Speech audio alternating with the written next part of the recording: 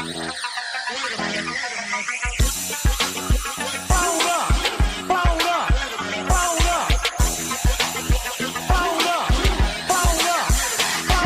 me get him where I fit in, homie. Let me get him where I fit in, homie. Let me get him where I fit in, homie. Let me get him where I fit in, homie. Who am I but a Dre Mac? Came into the game just to spit facts. Into the space that I'm in. They got me by the Drake cause I'm cold with the pen. I run no diamonds but I still shine. You can dig me cause my bar's mine. My tracks flame like a dilute. I on the floor on my tongue, thinking it's a warm glue. I'ma throw with a gas leak. Camouflage in the mist, but you smell me. One spark, then I bet you I'ma blow up. Then throw my name around, get stupid, then you go dumb. No rest for the weary. A bunch of sitting in us, man, but you can't see me. You rather drink, they gon' pull up. I'm drinking knife through the game, homie. Let me get him where I fit in, homie. Let me get him where I fit in, homie. Let me get him where I fit in, homie. Let me get him where I fit in, homie. I came to eat at the a la carte. Got stripped of a bear, come be brainstorm.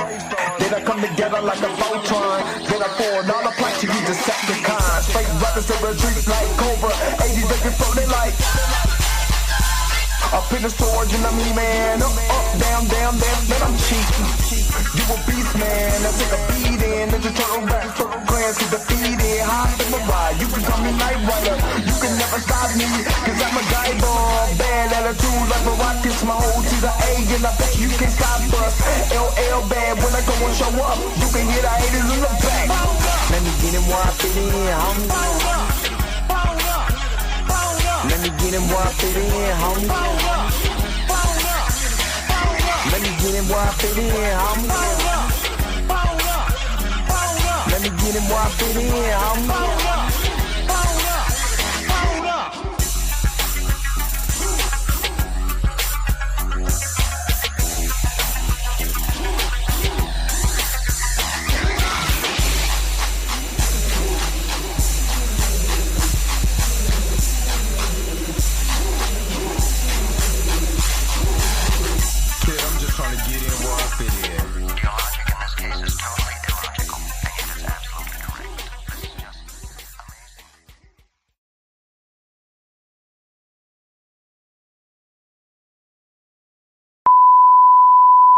This is a test.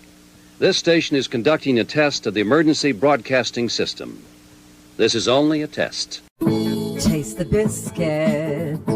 Taste the goodness of the biscuit. Taste the honey sauce.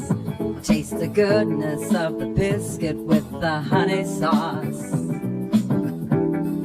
Don't get that honey sauce on me. I don't like the way it tastes with my chicken wings. We return you now to your regularly scheduled program. What's up? What's up? What's up? What's up? What is going on, everybody? This your man Dre, man, coming to you.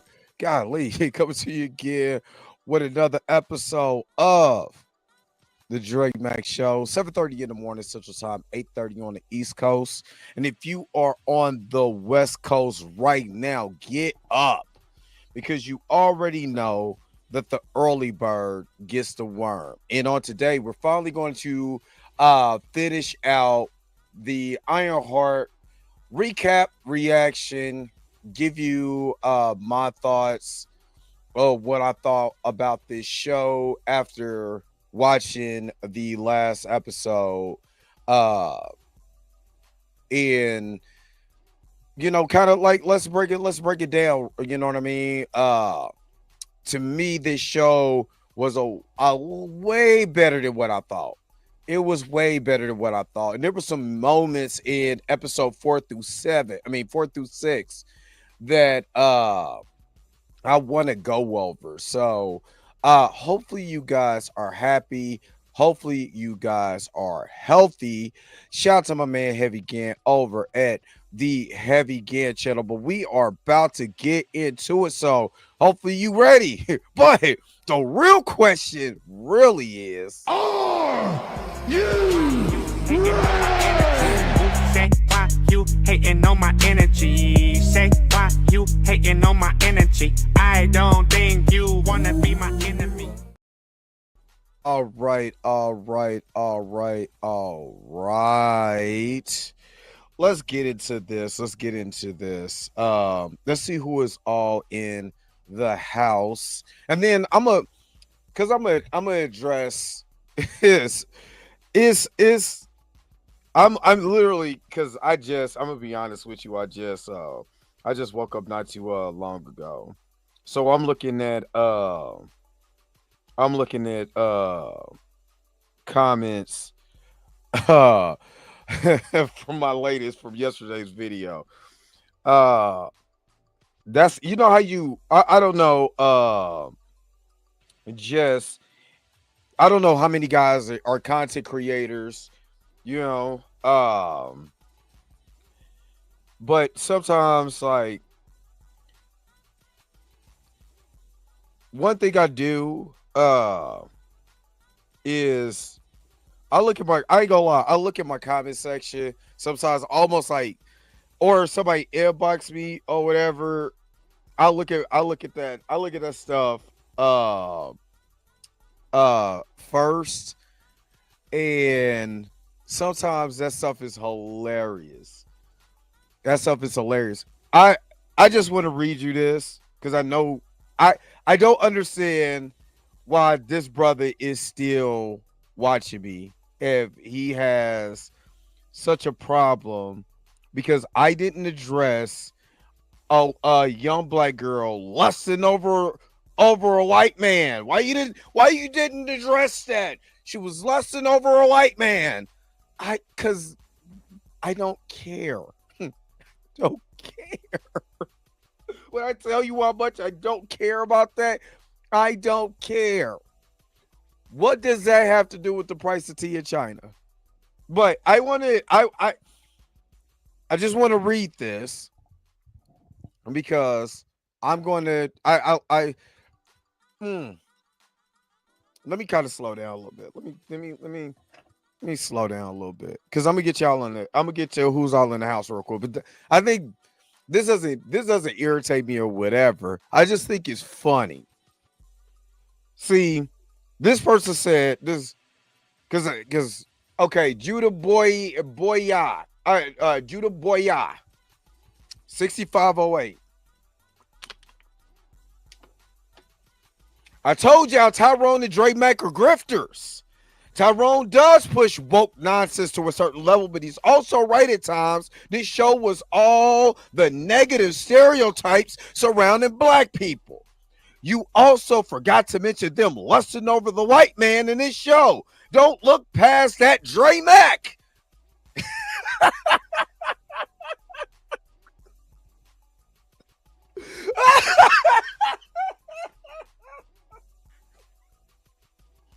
Lusting over the white man.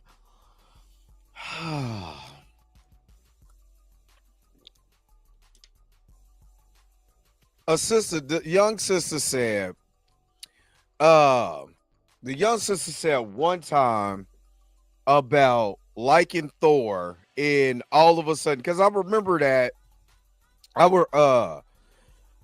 remember him being in the comment section on the first when I first did the first review on this a couple weeks ago. And now all of a sudden I'm a grifter because I didn't address it, which we did. We talked about that in the first reaction and review of this show. And I told that young brother, I don't care. It is a scene. She likes Thor. All right. If she was going on, a bash of black. See, I think this is what you got to understand. You know what I mean? I think this is what you got to understand. If it's not a situation where it's uplifting black men, uplifting white men in downing a black man, then what do I need to address for? What do I need to what do I need to address that for? Right? Why? What does that have to do with the rest of the show? Right?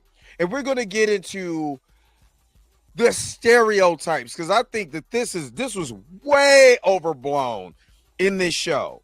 And just like I said yesterday in my Tyrone Magnus pack up video, because pack him up, son. I don't care. Pack him like Will Mills. Pack him all the way up. He should have been packed up a long time ago because he decided to grift.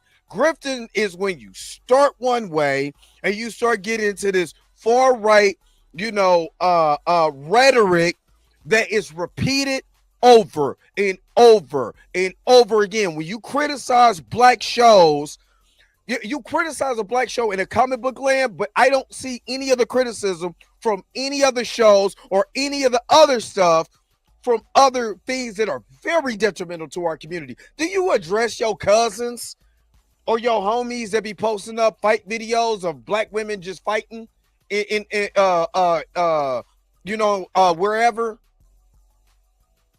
Do they address that? These grifters? They're like, man, I'm how tired I am of seeing some of my friends. I will mute their ass if all I see is fight videos or whatever of us, especially black women fighting at the gas station and Waffle House and all this other. Do you know that this thing right here, when you go on TikTok and Instagram, X, Threads, and all you see is stuff that warps your mind about what you see every day is way more detrimental than the Ironheart television show would have ever been. Would have ever been. But nope. They would never talk about that. You know why you would never talk about that? Because technically that's low hanging fruit. No, they would never do that because actually, they might enjoy that type of content, honestly. They might enjoy that kind of content. Just seeing black people doing detrimental stuff to each other every single day. After every single day. You know what I mean? But you know what's funny is that a lot of these people did not talk about that the black man, her stepdad, was the hero in this whole equation in this show. Because a lot of these people who are doing this fake outrage mess didn't even watch the damn show. Or if they did watch the show, they did not watch the show in good faith. And what I mean by they didn't watch the show with good faith, they were taking the rhetoric because, again, when you repeat something over and over and over again, you get programmed. So if you keep hearing woke, stereotype, MCU, you know what I'm saying, over and over and over and over and over and over and over again, you don't read the comics, you don't read nothing, you keep listening to these people complain, misery loves company. Have you ever heard of that? So what eventually happens is that you get programmed too. So then you start going into something like, man, I know I didn't see no female Iron Man around here. Why we gotta have a female Iron Man? This is DEI. Not knowing who benefits really from DEI. But you heard this over and over and over and over and over and over and over. And all you do is start getting programmed. So then you start following their ideology instead of your own brain. You don't want to follow your own brain, your own thought process, because you're following someone else's thought process. And then what happens is these people, if you have a platform, you start repeating the same things that you're hearing all the time. That's it. This is no different. This is no different than when people watch Fox News and they repeat everything that Fox News says. I know because I hear it. Excuse me. All the time. all the time. You start hearing it, right? This is no different than people who watch CNN and MSNBC because you follow that far left-wing media crap all the time and you start repeating it over and over and over and over. And nobody says, you know what? Let me formulate my own thoughts. Let me go read something that's neutral, that has nothing to do with anything. Let me read something that's neutral, right? And let me go into something with good faith, good intentions. And to be honest with you, I'm gonna keep it a buck. I was interested in the Ironheart show, but I mean, I haven't been excited about anything from Marvel for Deadpool, Wolverine. I was super because Deadpool is one of my favorite characters. And then I watched the movie. I'm like, it's not as good as Deadpool 1 or didn't have the heart of Deadpool 2. I was very critical on that. You know what I mean? It turned into a cameo fest. A lot of the jokes didn't land. And this is my favorite character. This is my favorite. If anybody who's been watching me for a long time, I tell everybody, my favorite character is Deadpool. It's always been Deadpool. I ain't got to sit up here and lie. What up, grifting? Do you know what grifting means? Like, but brother, I love you though. Because you give me your opinion on me. And I appreciate that. I ain't gonna block you and all of that or whatever. You know what I mean? If you believe I'm grifting, hell, well, get me on the biscuit butter. Get me on that biscuit with the butter. Get me on the biscuit with the butter. Don't forget the honey sauce. Yeah, see, I would embrace it. If I was a grifter, if I was really a grind, embrace the hell out of that. I didn't like that. I didn't some of the jokes. Because this is one of my favorite characters of all time. Like I literally almost got Deadpool tatted on a Deadpool from a comic art, almost tatted on my back. So but all I bought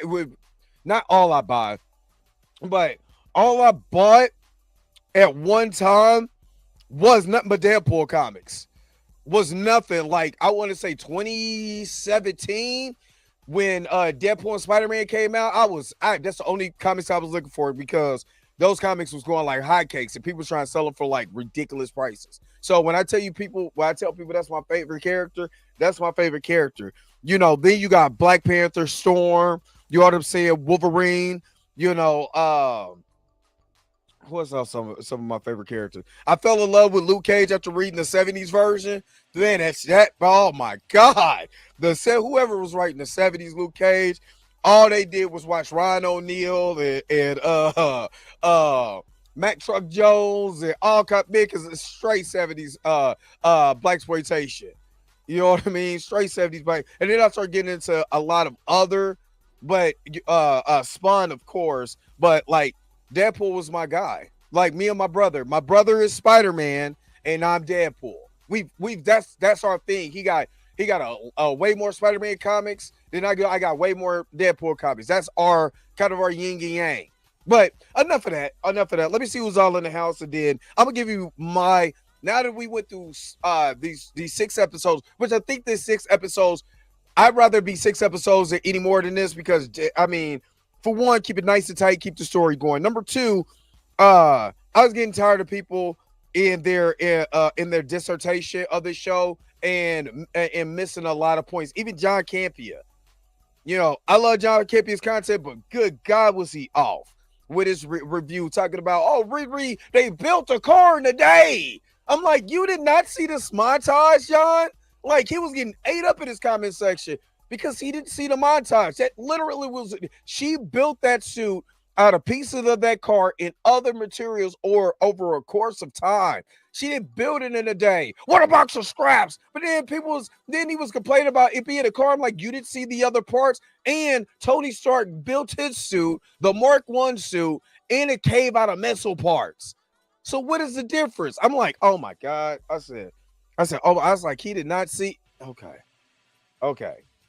But again, when there is a popular trend, sometimes people jump up on it. You know what I'm saying? Now, he can believe what he wants to believe. That's perfectly fine. But I was completely completely like thrown off what I said. I'm like, man, did you even pay attention? But again, I still believe a lot of people wasn't. They were completely thrown off of the show for to me for some obvious reasons, you know.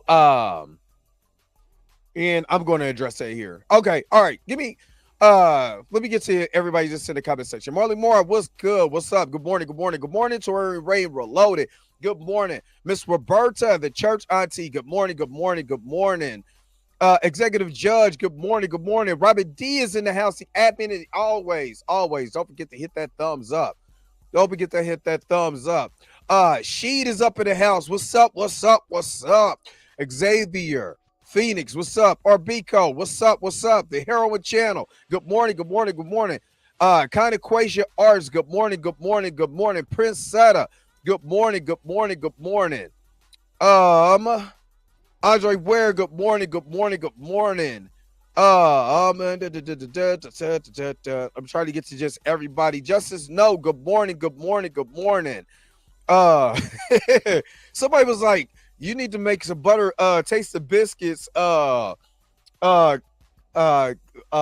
And I'm like, technically, I didn't make up. That's not my song. That is Moose and Toast song. But if I can, I was actually thinking about this. Don't y'all steal my design.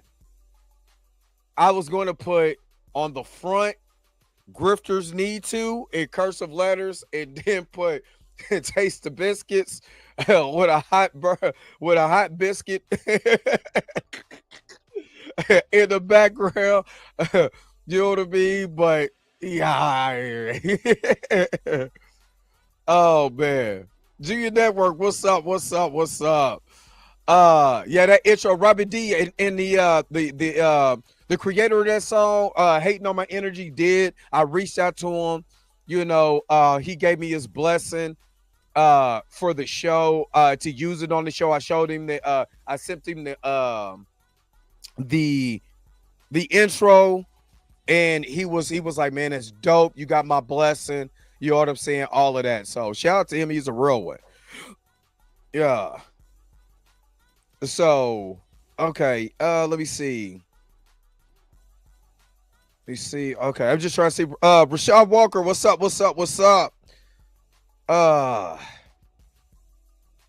Boycott Activision, what's up? What's up? What's up? I'm gonna get to this whole notion of stereotype push for this show. I'm gonna get to this whole notion because to me, when people say, "Oh, this is a negative stereotype," and then when I talk about Damson Idris, they be like, "So you didn't watch Snowfall? Snowfall show was good." What was Snowfall about? This is all I'm asking. And again, the reason why I'm gonna tell y'all the reason why I didn't watch Snowfall. My family was negatively impacted by the by the crack cocaine era of the 1980s. When I talking about directly, I'm talking about directly, and my people are from California, from LA. It negatively impacted my whole entire life.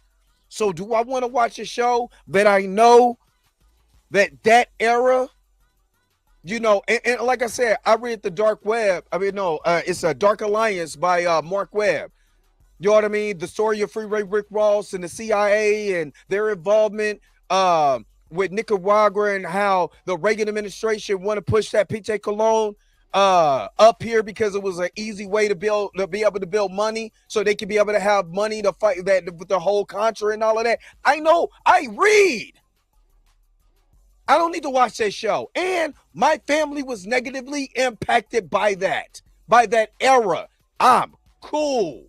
I don't want to relive that because there are some memories that's inside of my head that'll make Riri Williams break down and cry in this show. So no, I'm cool on that. But that's my personal experience, my personal opinion. So when you pick on Ironheart and you don't look at BMF and you don't look at Power, you know what I mean? What was the one show? P Valley. Everybody was tuning into that. Nobody had a problem. It's like it's picking and choosing. I don't like that. Let's not pick and choose that. I'm just saying. I'm just saying. All right. Rashad Walker, what's up? What's up? What's up? Did I get to you? Okay. All right. Wavy Thames, what's up? What's up? What's up? Good morning. Good morning. Good morning. Erica D, aka She Loves Fantasy. Good morning. Good morning. Good morning. All right. Let me see if I call everybody in the chat. 5-6. Good morning. Good morning. Good morning. If you don't 5-6 again, this is something that I would really advise. Go watch Jonathan Hickman's or go read Jonathan Hickman's run on Fantastic Four. Actually, if people know anything about the Fantastic Four, Sue has always been the de facto leader because of Reed Richards' impulsiveness on effing with stuff. You don't see the council of Sue Reeds, but you got the council of Reed Richards. Or the council of Reeds. Just because of Reed Richards. Like Reed Richards is, if you read him, he's damn near written like somebody who's like somebody who has autism or is heavily on the spectrum. Except they're highly functional. That's the way his character is written. So Sue always had to be the mama bear of the show to get everybody in line.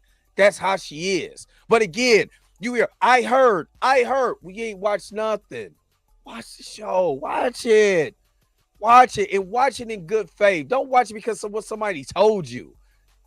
Like that's sheep. That's literally the sheep to the slaughter. But anyway. What up, Tina? AKA Minty Gasm. Good morning. Good morning. Good morning.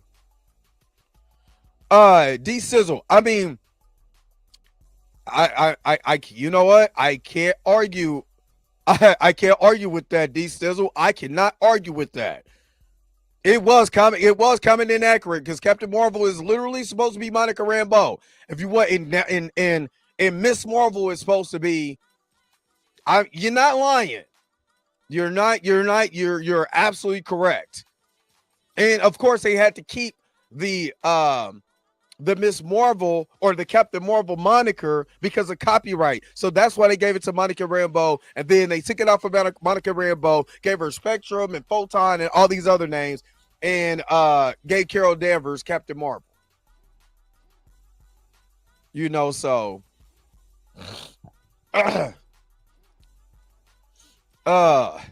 he said, "Nah, that I'm the Black Wade Wilson." I do. That's my guy. I've always loved I always loved Deadpool. That's one of my favorite characters. But you see how easily I can critique my favorite character and say, I don't think the movie was as good as the first and second because A, B, C, D. I'm not saying it's trash. I don't what? Why?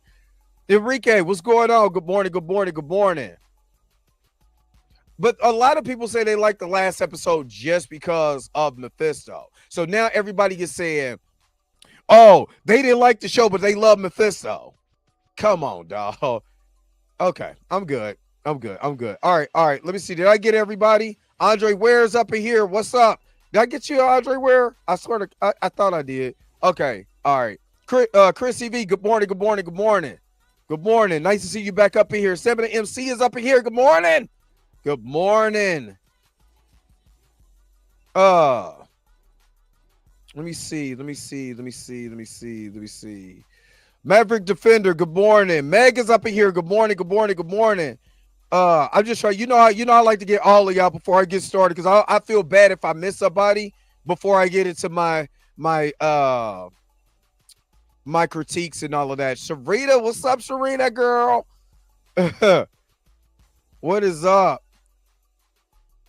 See, if I got taste of Sarita, my homie, but if I got taste of biscuits, she got peanut butter cup. That's an inside joke, but all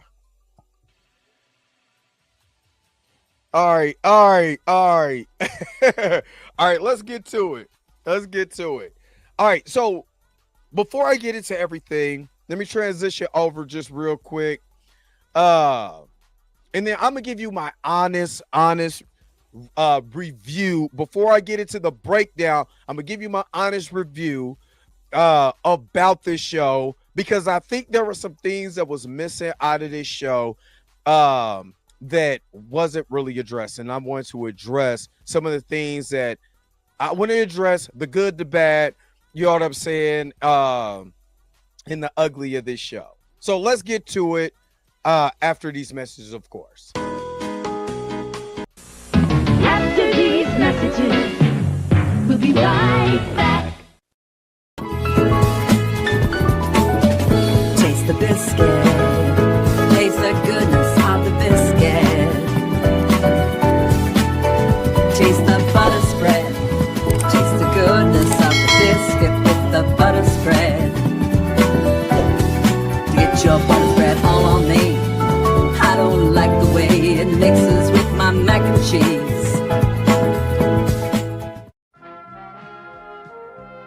We now return to the Transformers.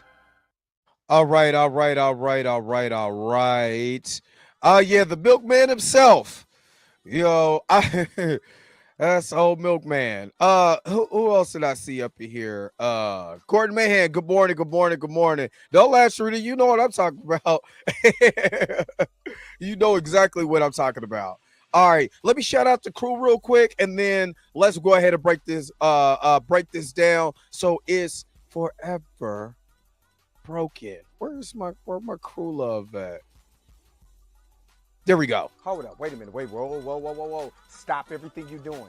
Go and hit that like button. I know this is probably your first time watching, and you probably enjoying everything. Stop fucking on the channel and go and hit that subscribe button so you never miss one of my videos or one of my morning live streams. And for only $2.99 a month, you know you can be a part of the crew. And shout out to all my crew members that been holding it down for Dre Mack and the crew since the beginning. All right, back to your regularly scheduled program, now in service. Go. Bye.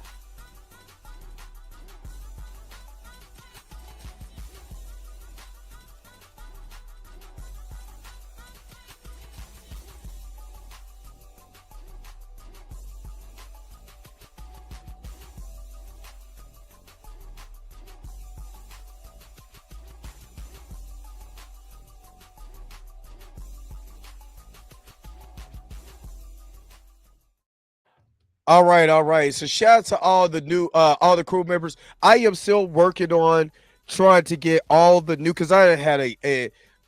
Thanks for all the membership giveaways, Miss Roberta and others who give away memberships. My memberships have grown and doubled from when I did that. So I'm trying to get all the people and put it on Canva and make a new one. And oh my God, it's killing me. It's killing me because of the way, because it's set up in a in kind of like a file format, and I cannot get to everybody because it takes everybody and it puts it in this clump. So I got to figure out a way to do it where it makes sense and it looks good. So I'm still working on it as of now. So all right. So Cleves, what's up, Cleves? Good morning. So I'm going to give this show. Let me just wait, because again, I'm fair. Now I could just troll and be like, "This is a 10 out of 10. This is one of the greatest." Hold up, this is one of the greatest shows. Somebody said something about the Pirates. The reason why I'm a Kansas City Royals fan, the reason why I rock the Pirates, Roberto Clemente, is because of Roberto Clemente. You know what I mean? I read his story when I was a kid. My grandma used to have these calendars that represented Black History Month, and I remember reading about Musa Mansa, reading about Shaka Zulu, reading about Roberto Clemente on her calendar because it was a Black History calendar. So I still remember that since I was a kid. So yeah, read the story about Roberto Clemente and have been a fan, got a Roberto Clemente jersey and everything. Been a fan of his since I read that. So yeah. All right. Miss Roberta with the $5 super chat. Church IT ready for this? Ready with the house shoes. Get the likes up. We need 30. Yes, let's get the likes up. Get the likes up. And because Miss Roberta is always showing love to the channel, let's go ahead and hook her up. Let's, because sometimes I know she like Dragon Ball Z, so let's give her a little bit of the Dragon Ball Z. Gang bang, gang bang, gang bang. You are truly amazing. Gang Thank you bang. for your super chat. Gang bang, gang bang, gang bang. All right. Let's all right. Yeah, Roberto Clemente was a man. It's tragic what happened to him. Tragic. You know what I mean? But he went back to save his people, and he's a hero. Forever in a day will always be a hero. Forever in a day. So I will always represent him. All right. Okay. So my rating on this show is 8.5 out of 10, 8.5. Because this is one of the best this is one of the better best television shows I've watched this year. And this is the reason why. For one, there's a lot of complexity about Riri Williams. Because even I'm gonna be honest with you, I was even pissed off at Riri with some of the action she was doing. Like, baby girl, what are you doing? What are you doing? Until there was a conversation with her and her mother had. And then it hit me. It hit me. I've made stupid decisions based on my anxiety. Now, I've been on while people thinking I'm grifting, I've been very open on my channel. And I've been very open. And part of my 8.5 has to do with two of the Cannon Fodder characters that they just remind me, and and I'm gonna show you who these characters remind me of in a second. But the two characters, the two sisters, did not need to be there. They was just there just to be there. You know what I mean? But because I deal with anxiety and depression, because I'm not meant to say this is why Black Men's Mental Health Fund. If you've been in here, you know I'm very vulnerable about that, because I do believe in just mental health, not just men, but mental health for everybody. Go get therapy, right?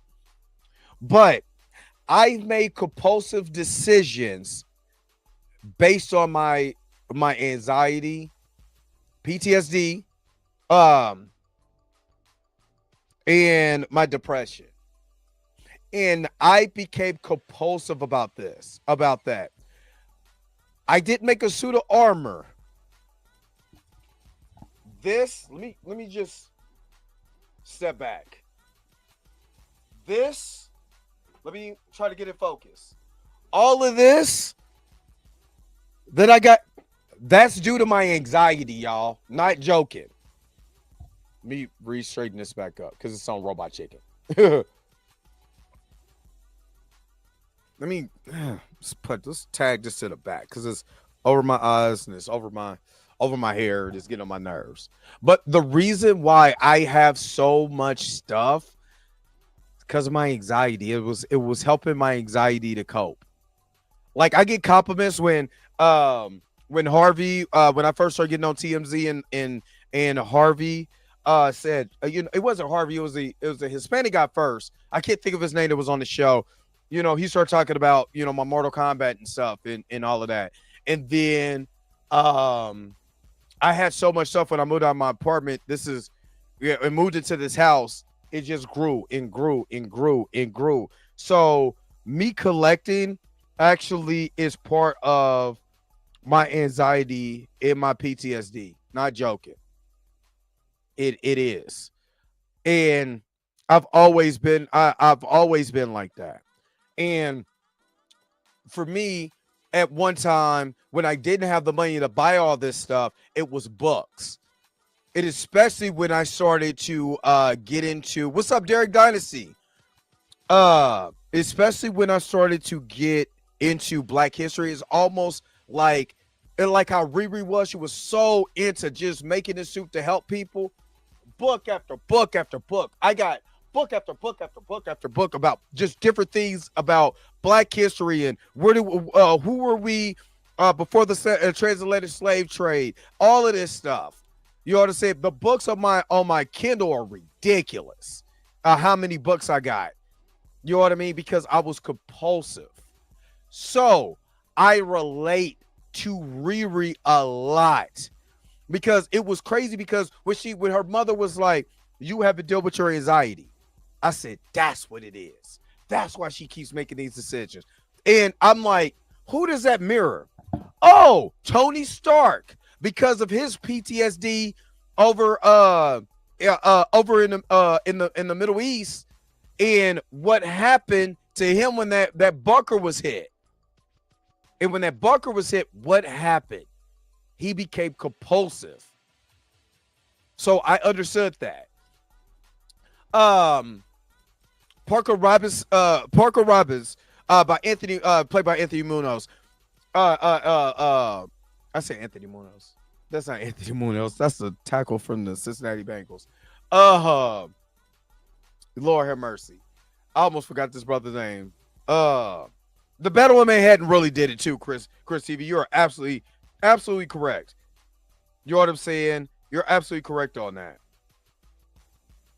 Hold up. Let me get the IMDb up.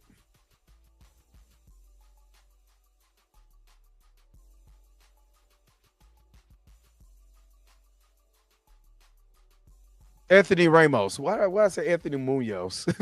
I don't know what I was I don't know what I was thinking. Anthony Ramos. I'm not gonna lie. If you notice that Parker Robbins and Riri Williams were the yin and yang to each other. And this is how they're the yin and yang to each other. Parker had a lot of PTSD and trauma from his daddy not wanting him. Right? I'm not gonna lie, when he was like, I just didn't want you. So I just thought it was best for us to split our ways. And he's like, I was 12. I ain't gonna lie, that hurt. That hurt. Because think of, what's up, Rasta Life? What's up? Nice to see you in the comments. Just think about it. You, especially for boys, for a boy to have his father say, I don't want you. You know what I'm saying? I don't want you at all, which I called it. Executive judge, I said, that's his daddy that's talking on the television right there in my episode 1 through 3 breakdown. Thank you, Sharita. It was trauma. It was trauma. So Parker wanted a family. So that's why the crew was there. John, watch it. John, Clown, Slug, the Cannon Father sisters. Yeah, they didn't. I'm sorry. That was a low light for them two. Was a low light for me. Dr. J, what's up? What's up? But just think about it. Think about it like this. Think about how many boys that grew up, because we always talking about negative stereotypes. And I get that. I'm not dismissing that, because there's a lot of shows that show a lot of negativity about our community or make light or fun about our community. You know what I'm saying? People used to have the same complaint about Jerry Springer and what's my man? Oh man, they did the paternity test. Just seen him on MTR's video too. God, I can't think of his name. I see his face, I can't think of his name.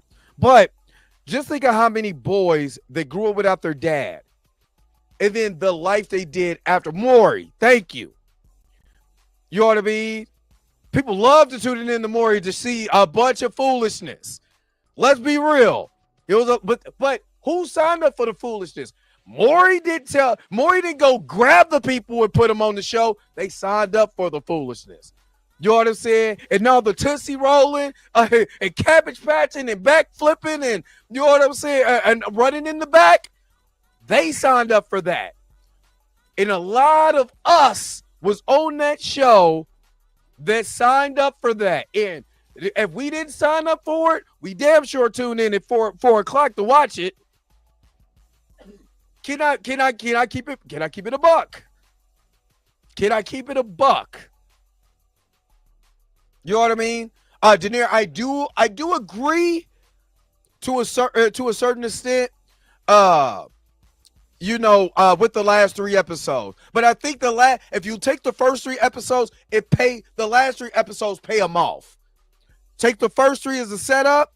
Actually, take episode 1 and 2 as a setup. Take 1 and 2. Take 3 and 4 as the breaking point, and 5 and 6 as what we call the hero's journey. As far as that, again, the low lights for me is the 2 sisters, because they were just there. That's the only thing. But anyway, excuse me. Exactly, Torian. Exactly. So, so with that PTSD that he was experiencing, that's why he was doing what he was doing. And I understand that, because there is, and I said this on the show, there's more black boys that's in college, that's in prison or black men from the ages of 18 to 24. Based on the statistics on blackdemographic.com, right? But when you take those boys and you talk to them, most of them didn't have the guidance from men. Or if they tried to get guidance from a man, it was, "What's up, Mama Bear Doll? What's up, lady?" But if they tried to get guidance, they were already too far gone to understand it, or it was too late. It was too late. And to be rejected by your own father is a whole totally different can of worms, right? And let's be real. When Loki found out that he was adopted, nobody said we love Loki, because Loki went through the same thing, right? Loki was the same thing as far as finding out he was adopted, you know what I'm saying, and the battle with the Frost Giants and all of that. He was going through his own personal things up here. So Parker Robinson is no different, right? Parker Robinson is no different. It is damn near became sympathetic, because he let his demons, and I'm glad the hood turned him into a demon, let his demons consume him. Now let's turn over to Riri for a second. Riri, the reason why I was getting pissed off, because I'm like, Riri, what the hell are you doing? But the PTSD made sense, because I started to understand what PTSD has done to me. I mean, being honest with you, I went broke a couple times because of my compulsiveness. I get upset, I get mad, I go buy stuff. You know what I'm saying? I get mad, I get upset, my anxiety gets the best of me, and I go buy stuff, and then I go buy stuff, and then next thing you know, I have a whole collection that looks like KB, like a KB toy store down in my room. You know what I'm saying? Get compulsive, start building stuff on my car. You know what I mean? Get compulsive, get this house to start doing a bunch of stuff to this house for just because I'm compulsive. So Tony Stark, I understand Tony Stark. I understood Tony Stark more than I did Captain America, because I'm like, fuck, Captain America was too good, was too much of a goody two shoe to me, because I'm like, but then you start finding out he had his own stuff. When Endgame, and so I get a Russo brothers and props and all of that stuff. When you start getting the Endgame and you start getting the stuff. But for a long time, I felt like that. Even though Captain America, the First Avenger, is one of my favorite movies, he just wanted to do right. You know what I'm saying? He just wanted to do right. But because the way that I grew up, and I did a lot of dumbass stuff. I almost lost my life because of compulsiveness. Because I was so compulsive of what I wanted to do and all of this stuff, I almost lost my own entire life because of that. So I understood Riri. Now, Clown and Slug, I'm not gonna lie, I was kind of laughing at Slug's ass, because Slug was about that smoke until Riri bust that truck open and flipped him off. You know what I'm saying? I'm not gonna lie, I was dying. Xavier, Matthew Elam, that played Xavier. I believe I'm kind of glad that, you know what I'm saying, that they didn't go into the whole love thing with her, because there was still a lot for her, a lot for her to learn about herself, that it just hasn't hit yet. You know what I'm saying? It just hasn't hit yet. So I'm glad they didn't do that, but I'm kind of glad that he was kind of there to kind of see a little bit more of what she could have, as she just slowed down. It got some help. Let me see. Zeke Stain, Auden, Ironheart. I like this because this character was almost like the comic relief a little bit. He literally started becoming into it. To me, he was,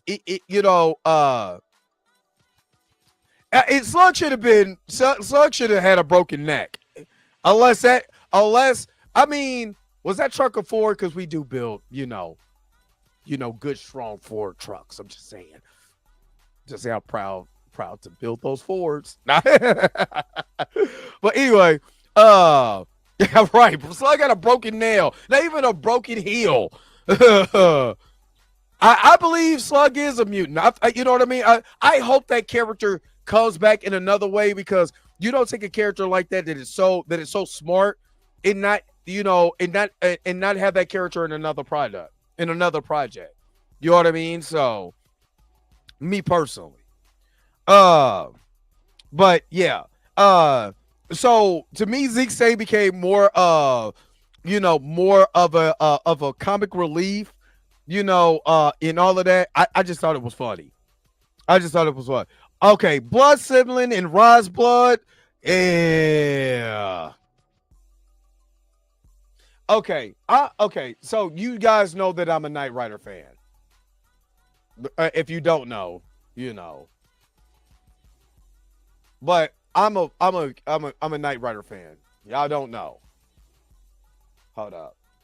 So there is I've always wanted to do I still want to do that, my top 10. Mika told me to do my top 10 Knight Rider episodes from season 1 through 4, but I just want to show you this real quick, because so there was these characters called the Barbarian Brothers in season 3 episode? Yeah, season 3 episode 1 and 2, because they always, if you don't know, in Knight Rider, they always had they always broke their the first episode into 2 parts, because it was television. Come back for the finale of Knight Rider. So there's these 2 characters called the Barbarian Brothers that's in this episode. Now the Barbarian Brothers ended up being almost like kind of a big thing in the 80s or whatever. But they had the personality of barbells. Since I can't play the episode, let me just show you. Again, y'all gonna be really geeking out, because this is one of my favorite episodes. But these are the Barbarian Brothers, right? These cats had the personality of the dumbbells that they were lifting weights with. That's what I put this on Everything I Love. Are you Ho Chin? Yes. This is who they remind me of. You know what I'm saying? Now he about to go ahead and bust up old Ho Chin for nothing, right? So these 2 dudes. Yeah, here you have some old maps of the tunnels your people dug into the city years. These dudes can't act for shiznit. They can't act. They suck. I'm not gonna lie. These two in the show is what I felt. I'm like, good God Almighty, God. I'm like, please. I hate to say it. I was rooting for them to something for them to happen to them. because it was so terrible. Did not like them. That's what brought it down. That's what brought it down. Now, the introduction of where the little sister at? Reagan Aaliyah, who plays Selma Stanton, that was dope. That was dope. Yeah, the Blood Sisters. Because I know the Blood Brothers, they're aliens from a different planet, which to me, they kind of hinted that they were aliens from a different planet, the way Riri got kicked across the White Castle, which was hilarious. You know what I mean? Because I was fighting in the White Castle. I'm like, where are the cops in Chicago at? But yeah, they were a low light for me. But Zelma Stanton, them mentioning that Cree Summers was Madeline Stanton, came for Carmitage and all of that, and she learned magic. That was dope. That was dope. And it almost gave me hope about Brother Voodoo being there. That it gave me hope. I will say the scenes with Gary and Herbie and Young, I'm not gonna lie. That it brought it, man. I ain't gonna lie, damn near start crying. I am being honest. I damn near start crying. So let's get to the review. But I give it an 8.5. It was very well written as far as the character of Riri is so complex. I'm not gonna lie, I damn near did. It hit me as a father of a daughter, as a father of two daughters, not just a daughter, two daughters.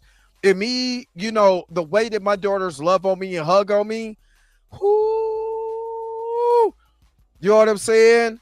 It hit me. Y'all. It hit me. Who that hit me? And knowing what happened and her, you know, her mother and her daughter having that emotional moment, and her father was a hero, but they talking about the stereotypes and forgot that her daughter was a hero. You know what I'm saying? So, oh man. Anyway, I'm about to, boy, that I ain't gonna lie, that was emotional. All right, let's get to it. Let's transaction real quick, and let's get to this breakdown real quick. But in the meantime, we gotta. After these messages, we'll be right back. Taste the biscuit. Taste the goodness of the biscuit. Taste the honey sauce. Taste the goodness of the biscuit with the honey sauce. To put that honey sauce on me. I don't like the way it tastes with my chicken wings.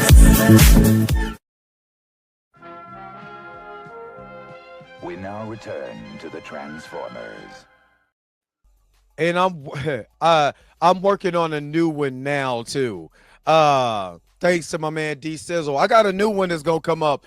You go see that. You go see it on tomorrow. And I gotta give this. I gotta give Roberta and D Sizzle they props for this one. But y'all see it on tomorrow. Y'all will see it on tomorrow. But Miss Roberta, what you asked for shall be done. And shout out to Moose and Toast for Taste the Biscuits. All right. The music in this show was fantastic. The cinematography in this show was really good, and the CGI was way better than way better than I imagined. Thor: Love and Thunder, take notes, because this stuff,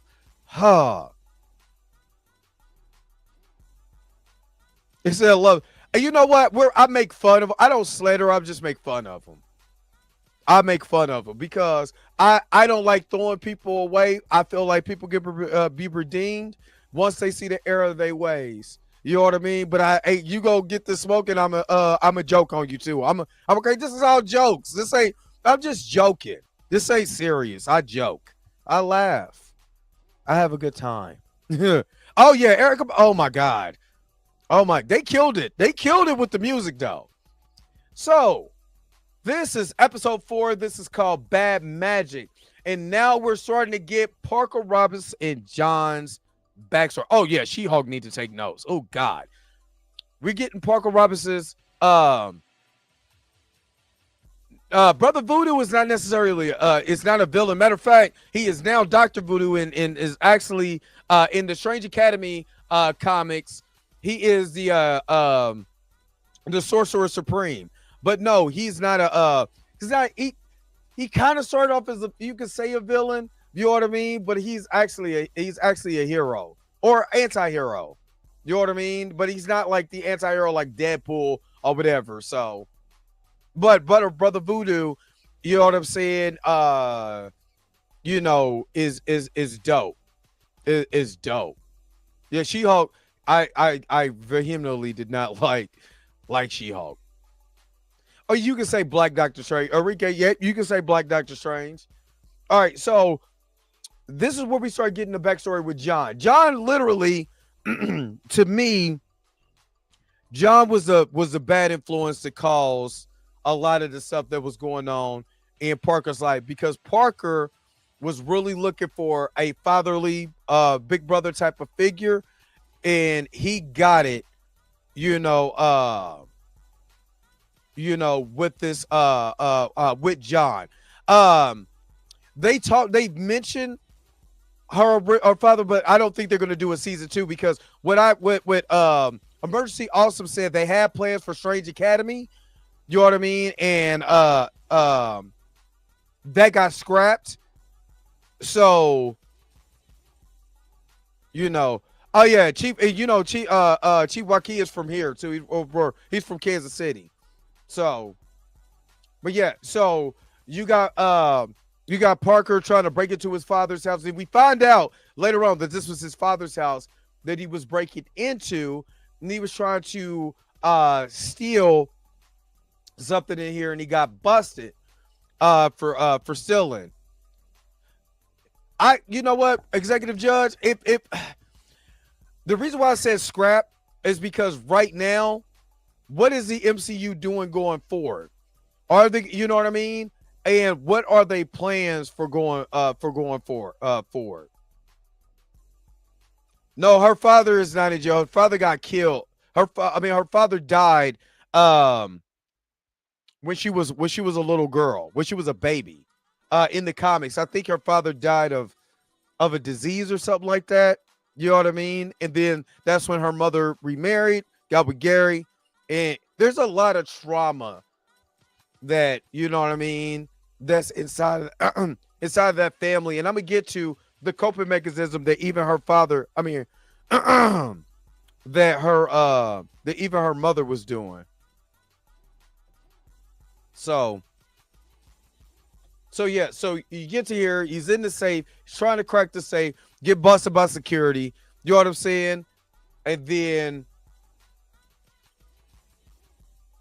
you get to now. I'm always with you.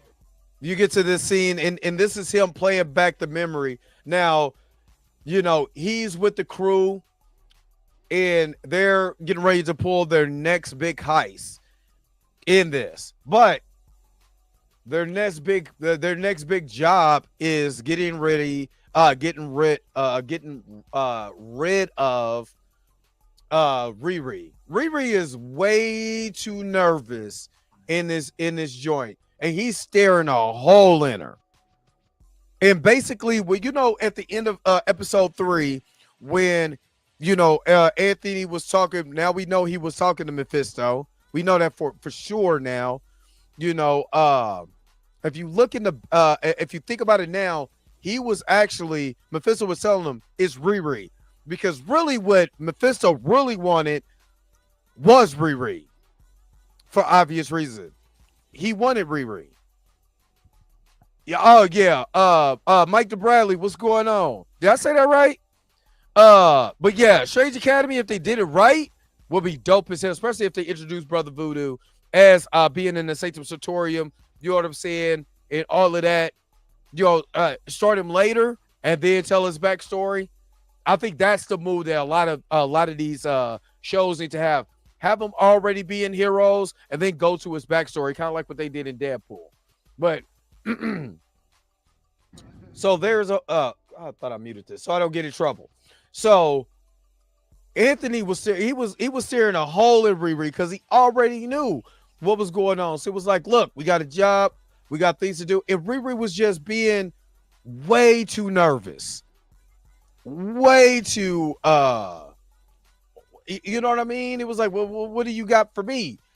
You know what I mean? And they were talking about doing the heist, but but then also, you know, having that reflection about John again. Also, I get it about Clown, but Clown guy, yeah, she don't have a poker face to save her life. Like she was like, you got something for me? This is when you know you ain't supposed to be doing crimes, girl. You ain't got it. That ain't you. You know. So he puts up a picture of John, and he goes to the. I thought that was dope. You know, that looks like a comic book. That would have been a dope comic book art, like for show. That would have been a dope comic book art.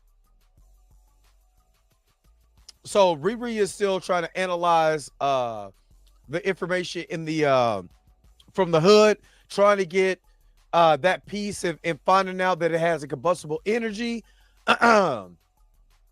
that is organic. It's organic energy, not combustible, organic natural energy. And that it's a natural energy source.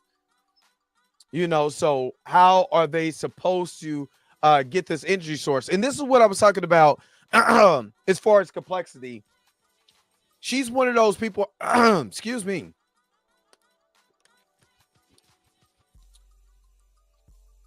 She's one of those type of people that we all know that draw into themselves when they're going through. Right? So how many people do you know that that withdraw into themselves because they're trying to figure it out? They don't really want your help unless they know that they effed up. They know that they effed up. So now they really need your help. You're like, why didn't you tell me earlier? Because they're too smart for their good. What up, Mika G? And make sure that y'all hitting up Cinematic Nightmares. She just had another interview. Matter of fact, just popped up here. She just had another interview. Mika G over there working. I go to work. I go to work. That's Mika G. Oh, they're cool Mo D. I go to work. But yeah, they're so smart. They're trying to figure it out, and so they withdraw into themselves. They try to figure out but the difference is with Riri, she's trying so hard that she's keep digging herself more inside of a hole.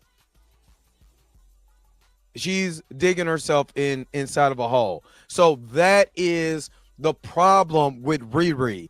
She just keep digging herself more and more and more in a hole because what she's not realizing is that she's creating her own problems, thinking she can figure it all out. Thinking she can. Matter of fact, almost every superhero in the MCU that literally had a story told, actually, Ultron was made because of that. Think about it like this, like real talk. Ultron was made because of this. Loki did what he did because of this. Because people thinking they know it all, and then look what happens. Spider-Man literally did the same thing, created his own problems, thinking he was trying to fix everything, and you wasn't. You wasn't trying to fix everything. You just made it worse. You know what I mean? Like, we literally see this in Spider-Man No Way Home. Spider-Man literally was like, I can save him. I can save him. I can save him. It made it worse. Made it worse.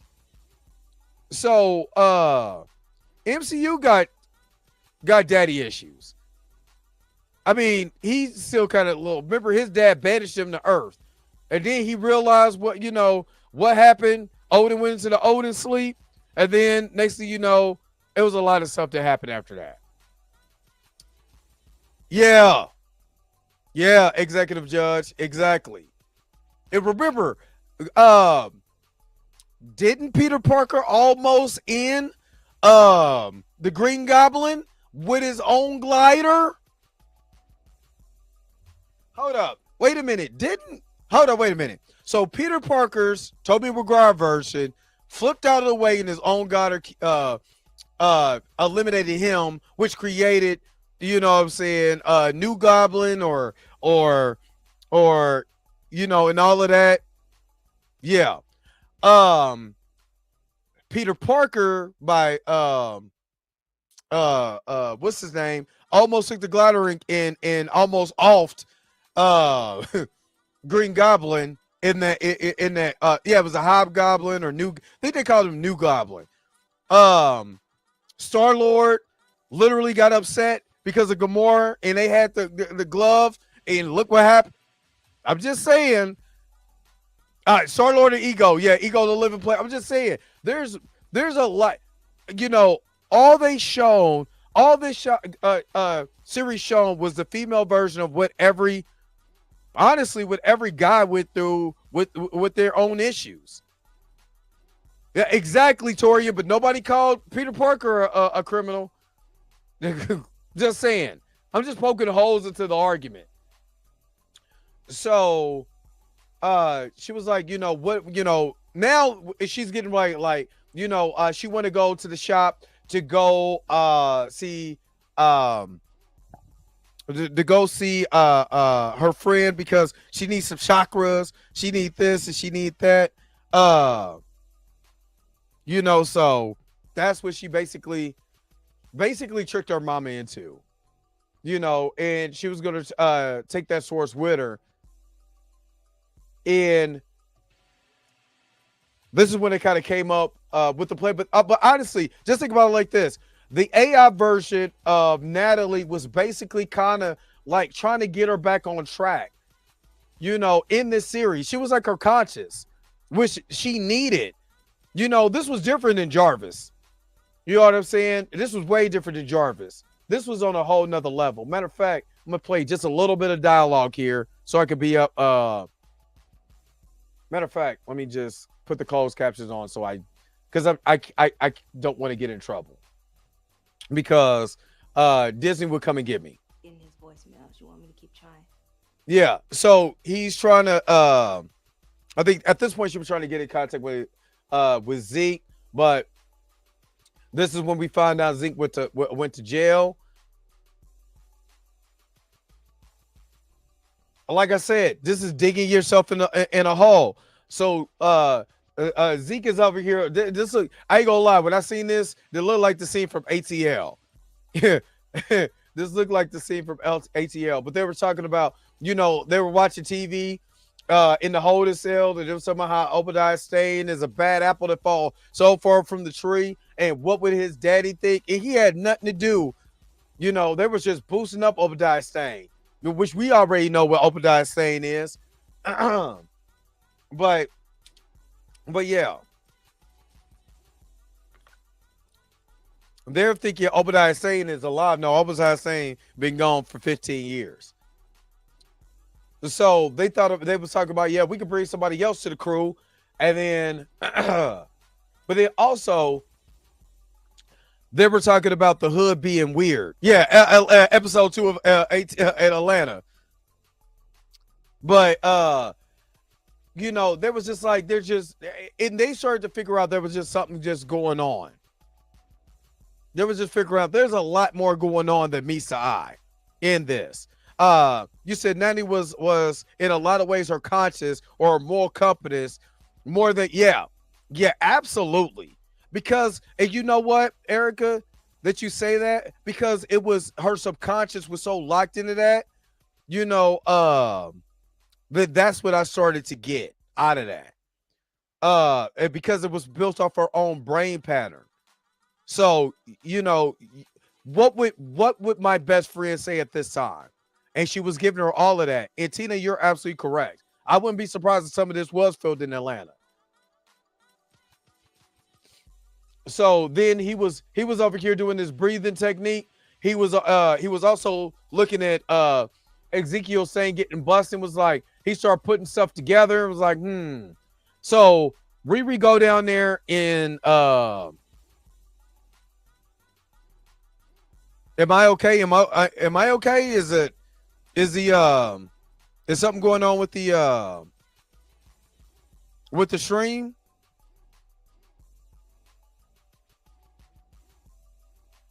Is something going on with the stream? Put a 1 in the chat if everything is still good. I'm trying to just.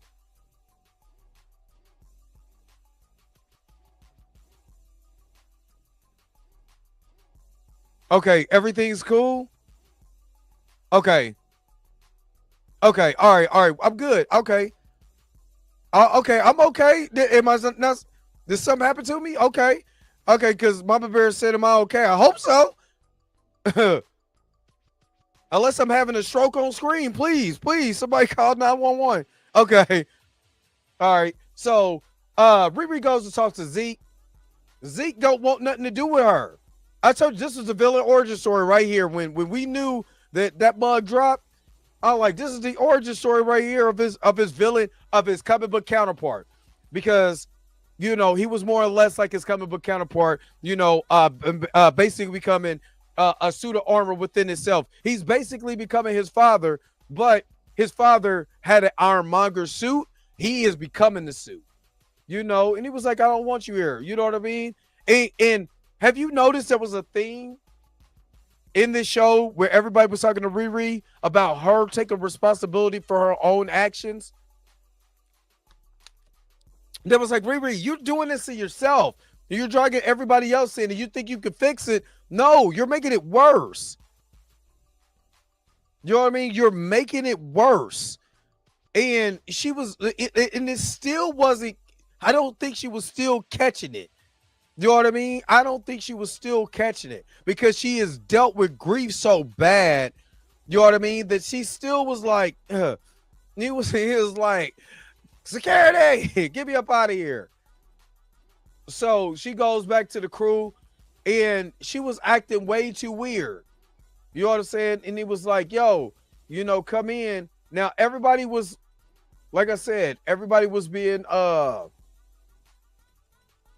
weird, and he was like, did you didn't tell me about the person that was coming in? And she was like, yeah, nobody told me about that. She is, look at that. I will give Dominique Thor her props on this. She can act with her eyes, because I would have been like, what are you so nervous about? Like, what are you so nervous about? Like, she was giving herself away too easily. So she was like, oh, you bringing somebody else in, And he was like, and he would start talking about Zeke. It was like, you might know him, right? And she like, yeah, huh? Yeah, I might. But Parker was already on her.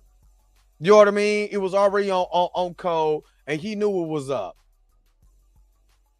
And like I said, she just does not, this is not her. She's also, have you noticed that Riri is a little socially awkward too? And I think did somebody bring that up? Oh, okay, Erica D. Yeah, it's she's a little socially awkward. And they said that about brilliant people, that really, really, really smart people are are kind of socially awkward. Sometimes they do stuff because they're so book smart. They don't have the. My grandma used to tell me I ain't had the common sense God gave me, because I used to just do dumb stuff. So, not saying I was a genius, because I'm not, but I was so smart that I just did dumb stuff. You know what I mean? So I think that's what she was doing in this show. So she's over here putting up cameras and everything, and Natalie is like telling her to breathe and process and breathe. And her mother was like, hey, come here real quick. Well, so she gives her the watch, which the watch comes into play in the episode. And she was like, just so take it off. Instead of just telling her mom, look, I'm in trouble, she's just trying to fix it. You know what I'm saying? And, and just think about somebody that's like, I can fix it. I can fix it. I can fix it. You have people in relationships. They be like, I can fix it. I can fix it. I can fix it. And they can't, because they don't know how. Yeah, exactly, Toria.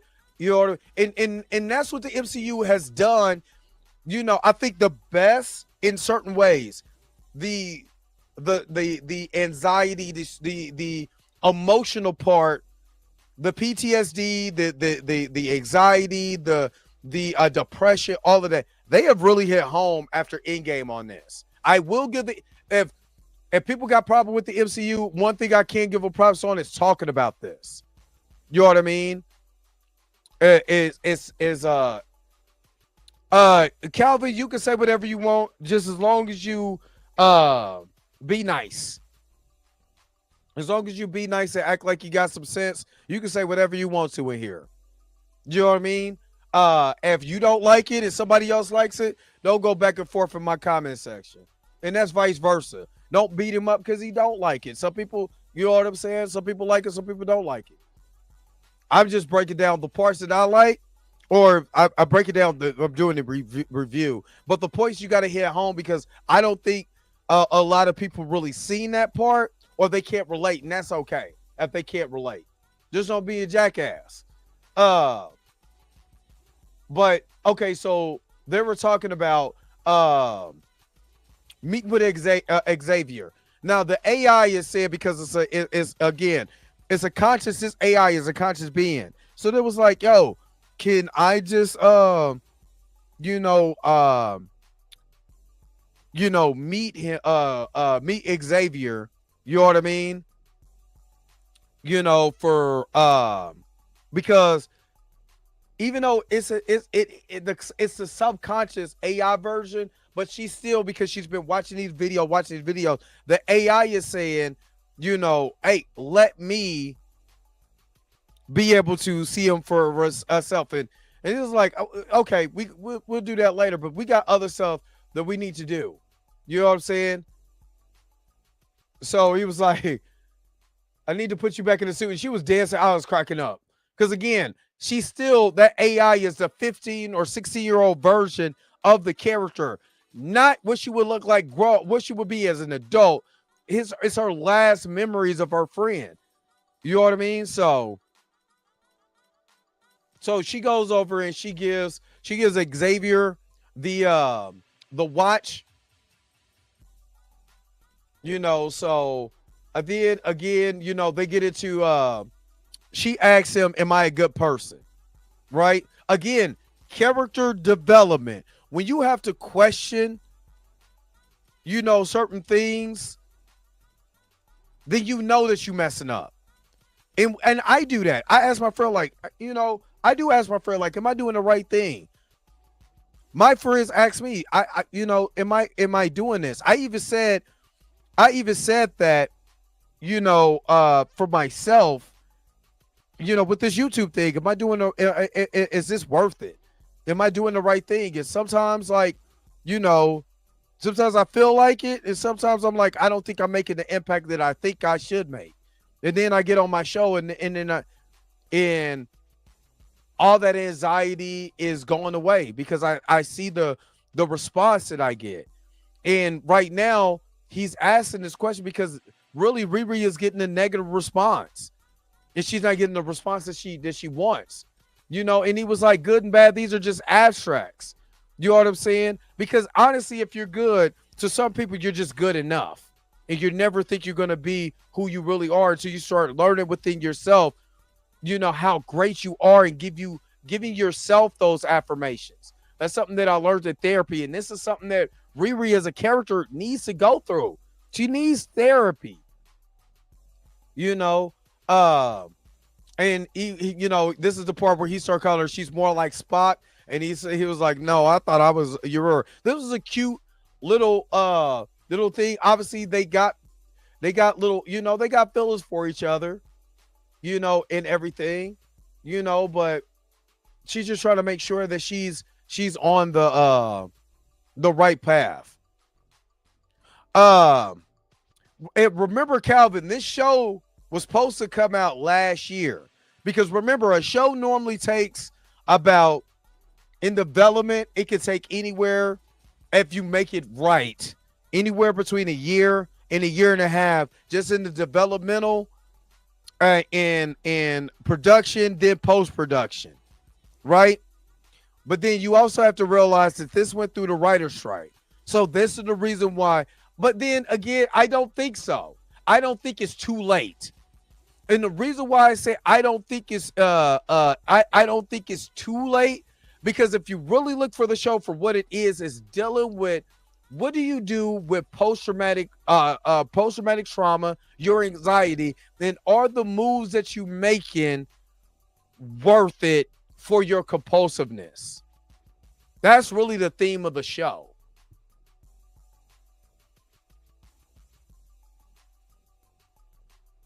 So, okay. It said, it look, and she was like, oh, you know what I'm saying? She was like, this ain't a good time to be making that. I'm over here trying to keep people safe. You over here talking about kissy face. And to find out she's never been in a relationship.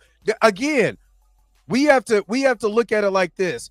Riri's only relationship that she's ever had is with her best friend, as far as like who she's close to, and her mother and her stepdad. Nothing else. She's never had a boyfriend before. She's never been kissed before. She's never had a relationship with somebody trying to understand her that wasn't her immediate family or her best friend. So, especially afterwards. So all she did was hyper focus on trying to make a world of a better place. That's it. She's never had anything. Now she didn't have PTSD so bad she slept in her suit. You know what I mean? She slept in her suit to the fact where her mom, hold up, because I gotta show this. You know, her mom is watching the X-Files, and she come in there, oh yeah, I'm looking for Kool-Aid. And she was like, he came in there busting in like the Kool-Aid man, because she was like, I heard gunshots. And then remember, that's the tech that she helped create when she was doing people's homework at MIT. That's the bubble. She, you know what I mean? So,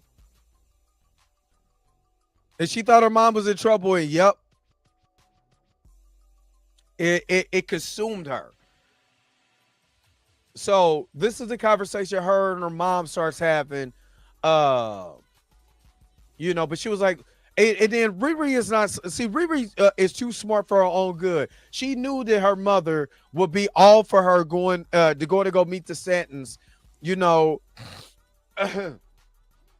Yeah, her mama was watching Scully, you know, and getting the chakras and all of that. But she knew, you know, but she was, you know, she did that. And then it was playing poetry. Of course, Chicago era, I used to do poetry back in the day. Used to do my slams and all of that. One of my favorite movies is Love Jones because of the Chicago scene at that time. Oh, let's get it. Let's get props. Let's get them props. So they go to the Stantons, and I love, have you noticed that Stan's Donuts? You know what I'm saying? Stan Lee, Stan's, they're always going to make some reference to Stan Lee in these shows. So we finally what's her name? Oh God, it's right here. We finally meet Zelma Stanton, you know, and all of that was like, we need a little chakras, we need this. You know, Creed comes back, you know, as her mother. Damn it, it's just right here, Madeline. So that was like, yeah, do we got a little something for him, you know? And then because my girl Zelma is so good, she was like, but you got something in your pocket. And she was like, huh? Yeah, how'd you know that? You know, so she whisked him away. She was like, I thought this was, I'm not gonna lie. Now, this is where business picked up.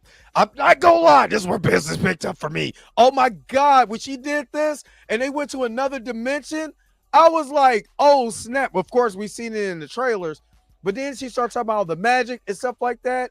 And she went full. I mean, I was like, okay, we good. She's, you know, we're really doing the parallel dimension thing. She was like, you know, you ain't never seen Dr. Strange. Their whole dialogue with Kree and everything, this was dope. I'm not gonna lie, this was super dope. You know what I mean? So she started putting the piece of the hood cloth in there. You know what I'm saying? Start breaking stuff down and start to find out what it was. You know, you start to find out the backstory of Madeline being a part of uh she was in Carmitage, you know, until she got pregnant, and then that's how she ended up with Zelma. Zelma never Zelma, and I think I said this wrong. Zelma never been to Carmitage, but damn it, if America Chavez could be in Carmitage, Wong, why we ain't getting her? We need her ASAP in Carmitage, and she was letting them know, you know, basically that we've been we've been studying magic for a long time. Zelma knew a little bit of magic, of course, from her mother, but also she was learning stuff from TikTok. So she was looking at all kinds of different stuff. It was funny, you know, when I was reading that shirt, "You're Too Good for Him," I was kind of thinking about this whole theme of this show. Not, you know, as far as like her being with Parker. No, you're too good for him. You're a good person. You know what I mean? You're too good for what Parker is doing. And again, you thought you could make some cash and, you know, oh yeah, Korea always been a part of my childhood. It's just a different world. So they started to break down, because I'm gonna go a little faster in this. I'm not gonna talk about everything because again, this is 3 episodes and I'm already an hour and a half in.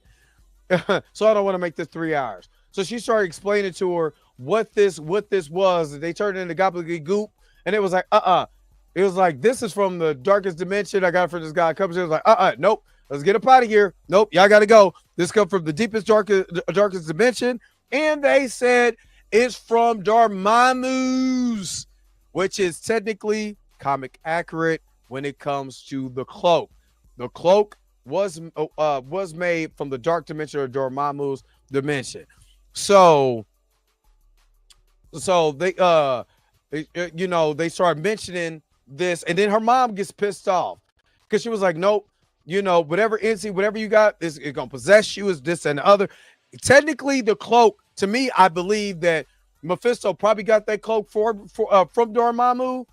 He just not giving Dormammu his press, because technically Mephisto is way more of a bigger problem in Marvel Comics than Mephisto is. You know what I'm saying? Then you got Blackheart.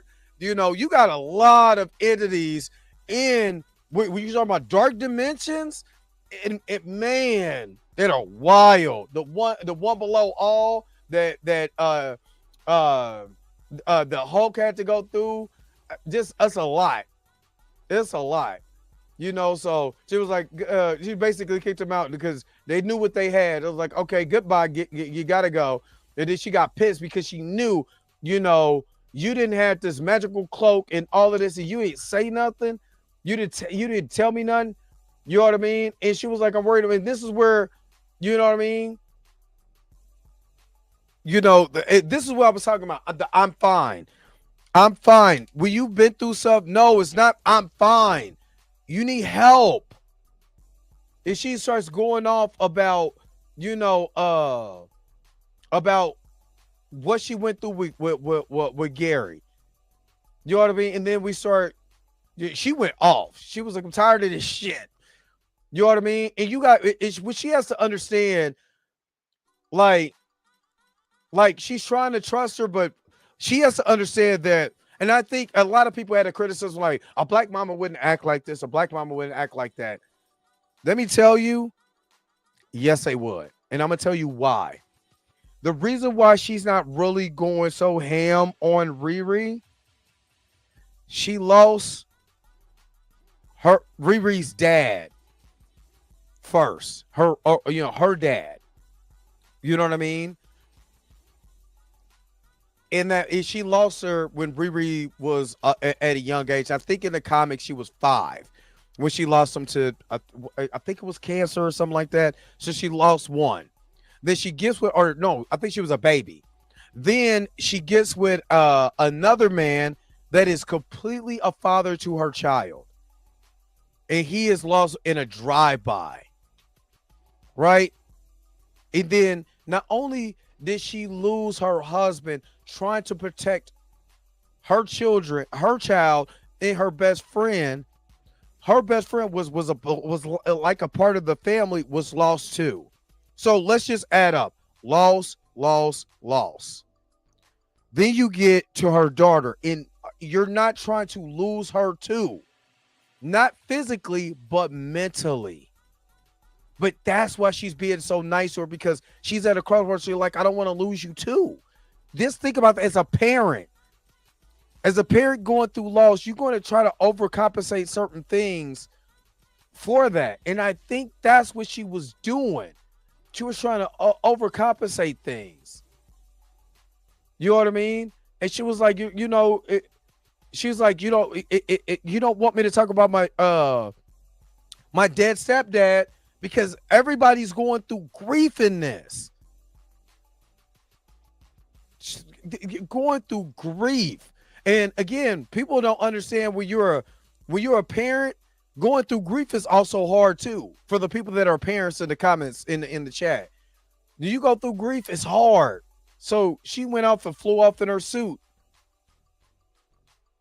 And then the hood goes and talks to Ezekiel.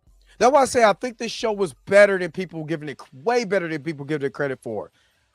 And this is what I was looking for. Sam and MC, I'm talking about.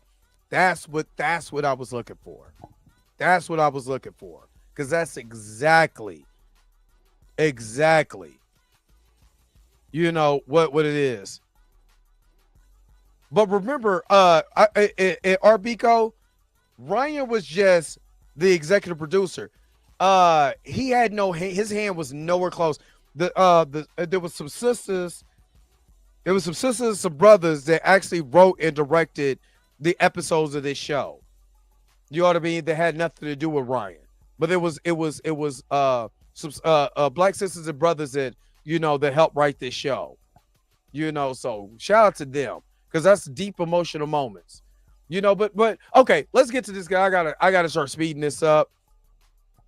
But he was letting them know, hey, look, I kind of know what's going on. We got the same issue, Riri Williams. So check this out. I'll break you up out of here. If you really, want to be Zeke Stain and not Joe McGillicuddy, come with me. If you basically come with me if you want to live. I'm going to hook you up. I'm going to make sure you're good. Like, I'm going to be a fugitive. Don't worry about that. I got it. And again, where are the cops at? So Riri goes all the way to Zeke's little bunker and starts working on how to be able to destroy this matter. And Natalie and Riri, I'm sorry. Yeah, Natalie and Riri go through this. Chinaka Hodge. Yeah, shout out to that sister. But even my man doing DoorDash, she was like, what the hell I ain't gonna lie. Real talk, I laughed at this because I would have been like, hey man, what the hell you doing in these creepy woods and in this back alley, in this bunker, man? What the hell is this?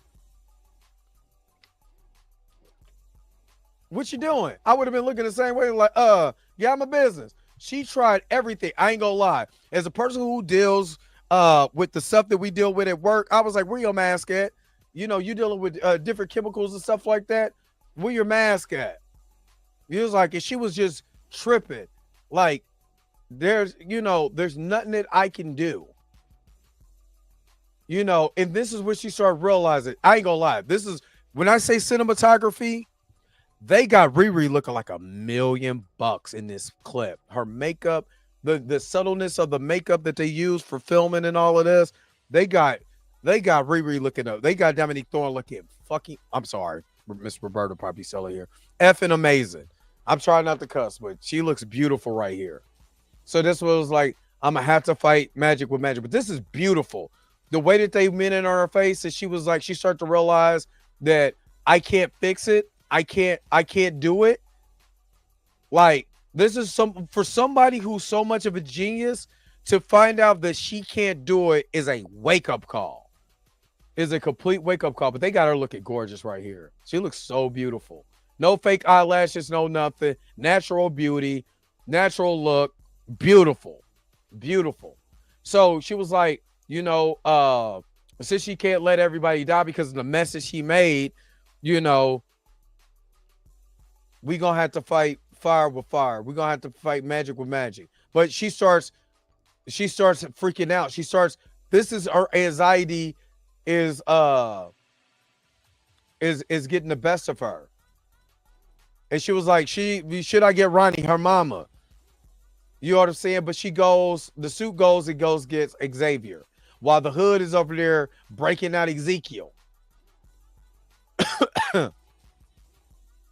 So they go through the whole thing. And this is Slug operating the lights. Now I can I give my critique? Can I give my critique? I'm not gonna lie. This because I know this is a comic book movie, I let it go. But as somebody who worked at the jail, this ain't happening. I'm sorry. And the reason why it's not happening, because anytime you have folks on lockdown, you still got people watching the doors. You know what I mean? You got people watching the doors. You know what I mean? Again, you can manipulate the cameras, but we know when certain doors is opening. Yeah, I'm gonna let it go because it's a TV. But I'm sitting there like, come on, big dog. Yeah, because I worked in one, but Slug was working the cameras or whatever. And I'm telling you, if somebody was a guard was on duty, which ain't nobody doing their job, everybody need to be fired. They would have seen that light pop on and immediately would have been like, I ain't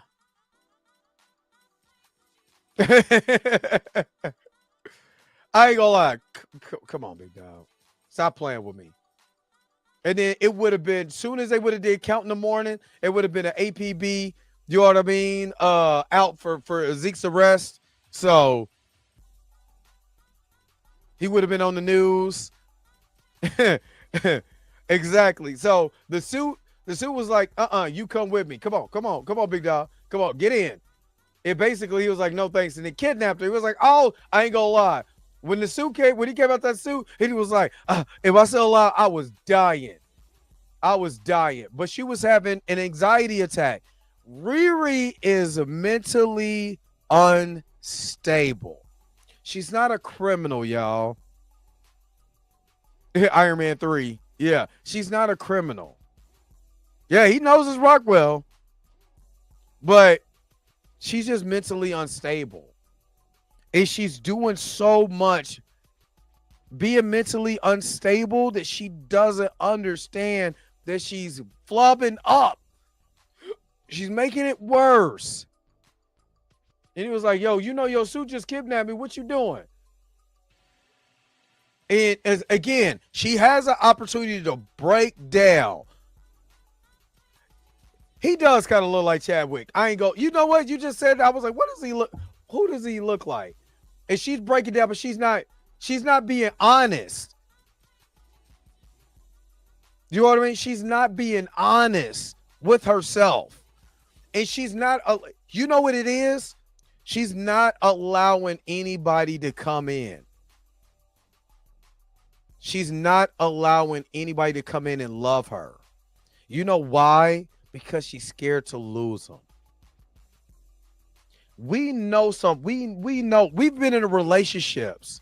I'm saying but we've been in relationships, unless you've been with your person forever. Then congratulations. I'm jealous. High school sweethearts that love all each other. I hate y'all. No, I'm just playing. I don't hate y'all, but I'm very jealous. But we've all been with someone that we tried to love, but they couldn't love us properly because they were scared to allow us to be in. And she's young, right? Tina, you said fear. Yeah, fear of blinding.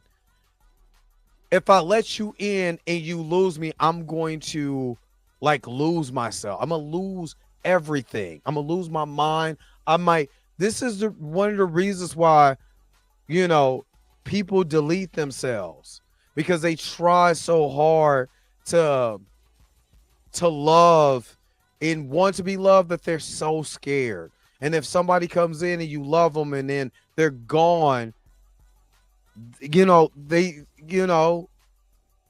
Just being real. You said, to quote Greg Albert for Real Rejects, the walls you put up to keep out sadness also keeps out happiness. Man, absolutely true. Absolutely true. And remember, RBco, you're right. Tony was just like this. And she finally let him hug her, but she didn't allow herself to break down either. She didn't allow herself to break down. She was like, and she didn't really know that, that she did that, but this is when she realized the AI Natalie is meeting her conscious brother for the first time, and he freaked out. Now, just be real. Just be real. Will y'all freak out if let's say, for instance, like your favorite cousin or your grandmother, if you lost a sibling or a parent, would that freak you out if you seen that in an AI version and they were talking to you? Wouldn't that freak you out? Because I actually felt them on this. This was the complexity of this. I understood. You know what I mean? I understood exactly why he was pissed off. Even remember when they did the AI Tupac? And a lot of people were really like, I don't like that. That's too weird for me. Yeah. I'm not gonna lie, I would have freaked out. I would have freaked out the first time I seen that. I would have freaked, especially if it's like like my grandma or like my my good friend, you know what I'm saying, or something like that. I lost her, or my high school sweetheart who died of cancer, and she popped up right now in an AI form, I will lose it. I will freak out. I will freak out initially, not gonna lie. And here, AI Tupac could read you the Bible with Snoop. No, I'm talking about the AI. Remember when they had the hologram, or let's say like hologram Pac? Hologram Pac. Matter of fact, Tina, I was looking for Michael Jackson's book. So I tried to look for an audio version of it, found it on YouTube, and it was Michael Jackson reading Michael Jackson. I think was that at Coachella? That year they did the hologram Pac thing, and everybody was like, oh, it's a little too weird. The hologram Prince, it's a little too weird for me. Yeah. And he thought he was touching her for real, and he was like, oh, and it was an image. Like,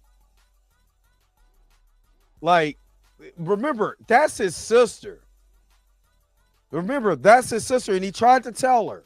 He was trying to tell her that, but he wasn't, because he was so hurt because he's seeing his sister in hologram form. You know what I mean? That he didn't give her a chance to explain how this happened. You know what I mean? And he went off. And it wasn't her fault. You know what I'm saying? But I can understand the initial reaction. And the suit went off and just left him. Like, she got back in the suit and because then this is why her connection, her brain wave connection is you know what I'm saying, it's tied to that. Percent, you say you wouldn't? I would. If I would freak out at first, because that'd be weird. Then I kind of break down crying, because what happens when you miss somebody? You know what I'm saying? Especially miss somebody you absolutely love. So they bring back Zeke. Zeke is in here like, this is my stuff. They stole all of his stuff. And he was like, I could cut my own hair. You know what I'm saying? And I'm not gonna lie. What do you call him? Timu Jason Statham? Yeah, it came from her subconsciousness, right? Yeah, it came from her subconscious. So he was like, look, I got you. And see, what he doesn't understand is that Slug, was like, look, eat this. He went and changed the name to Parker Robinson so he could be able to have control over him. Yeah, The Sixth Man. Yeah. Forgot about that movie. So he comes in with his hood. He was like, who we got to get now. And I got to give props to Shanaka Hodge. Like I said, I know we're giving whatchamacallit his props, Ryan Coogler, his props. But technically, you gotta give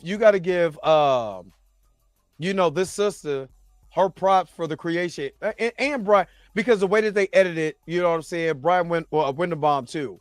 Because they made this like a television show and not like a length movie that they cut. So let's get to Karma's a Glitch. Get to this episode. Skip. Now, before we get into that, I gotta just take a small quick break. I'm asking this for a reason. Do you guys want me to cover Eyes of Wakanda? I'm asking this now because some of y'all might want me to, some of y'all might not. Or just do a reaction to Eyes of Wakanda. I'll put it in the comment section now.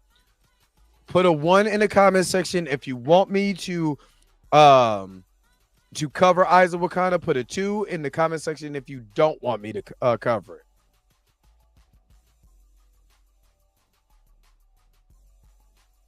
But before we put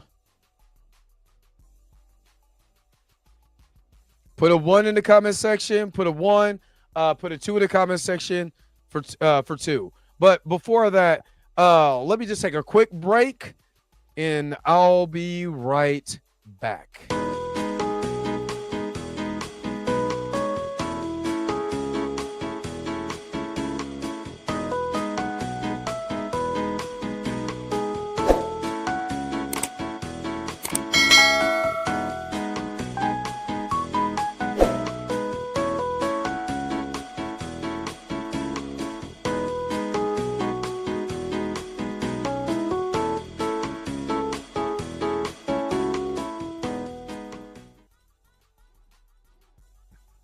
So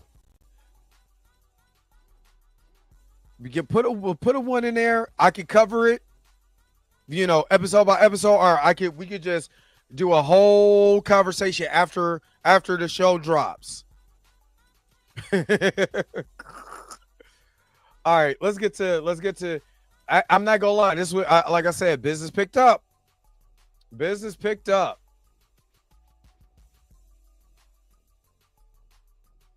So we got Natalie in here watching the clips of her of the AI. Natalie is watching the real life Natalie, and she's trying to figure out, or she's trying to be more like the Natalie, trying to smile like the actual Natalie and everything. Even it was like.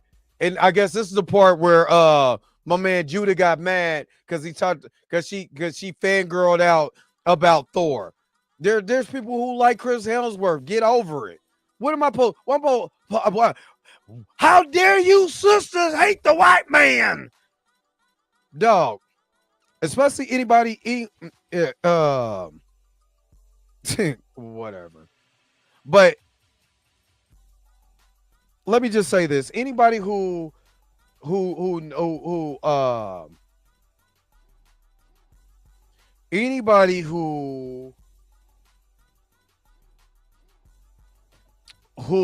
is, I'm for my people, but I'm not against anybody else. And a lot of people use the Bible, but forget the last commandments of the Messiah said, "Love thy neighbor as you love yourself." That's all I'm gonna say about that. So I'm not about to trip off. I'm not about to. This is potatoes compared to the other stuff in the show. And he said he gonna make a video about me. I can't wait. I can't wait to see this video. Hey, good. I'm doing something right then. All right, so this is when they plan on. This is when they're planning on to get rid of Riri Williams. She's talking to Zelma, you know, at the White Castle. This is when she started saying, "This is who Dormammu looks like." And when I found out this was concept art that they used for the show, or Dormammu from the first Doctor Strange movie, which is cool. You know what I mean? So they start talking about Caecilius. They basically recap Doctor Strange. And let's be real with you. The greatest commandment of all: love thy neighbor as you love yourself. But, you know, people, let me shut up. Anyway, so remember, Doctor Strange. Doctor Strange was egotistical, all of that. You know what I mean? Egotistical, all of that, until he had his accident. And then he couldn't use his hands and all of that. Everybody got to kind of go through it, because I'm not going to lie. Doctor Strange kind of get on your nerves too. You know what I mean? Just for, you know what I mean? Because he thinks he knows it all. Until he went back and seen, use the time zone to see all the things that can happen in the future, and be like, you know what? I'm gonna chill out, big dog, because I'm gonna go ahead and give him this. But yeah, they just recapped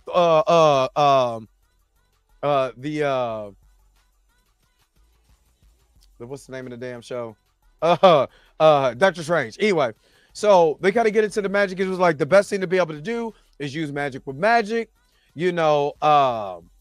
but again, they were just talking about that this come from Dormammu's powers, which again was setting up the twist with Mephisto, because they basically was telling you, hey, if I talk about Dormammu, y'all know Dormammu, right?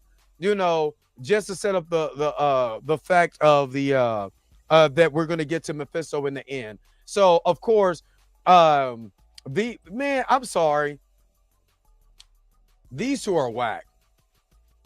I'm not gonna lie. I tried to see the more complexity of the characters. They're just there to be muscle. They have no character. They have no nothing. They're just there to be the muscle. And they're stupid. They're like the Barbarian brother I showed in that episode of Knight Rider. And it was like, yeah, we got a murderous snake on our hands. And they go off and we have this action scene. You know what I'm saying? Where they throwing fries. This turned into a Jackie Chan a Jackie Chan movie. But they throwing fries and all of that. And she like, bop, oh, snap here. Bow. All right. You know what I mean? And she was like, well, here's some condiment packets. Hey, I'm not gonna lie. She hit her with it. I'm talking about she hit her with a canister. Hey, don't the arm of the patties look like the same arm that Tony Stark was using in the Iron Man movies? Yeah. She hit her. I don't think so. He was like, that don't do nothing. Oh, pow! Yeah! She kicked it. Yeah! Hold on, let's play that back. She was like, I came from Wakanda.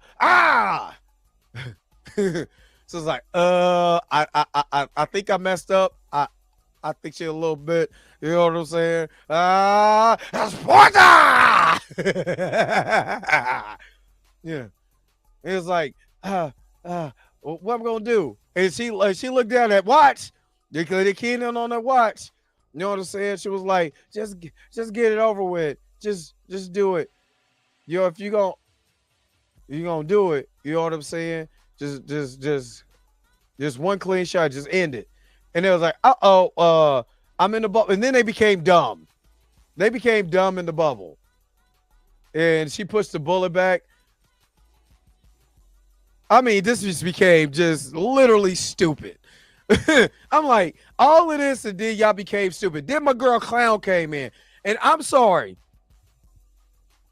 I'm going to say this. I need her to be in the DCU as one of Joker's henchmen, because she gives off Joker henchmen. Matter of fact, why does she remind me of old boy from the hey, didn't she kick her like Charlie Murphy was like, I kicked this out of her. And like,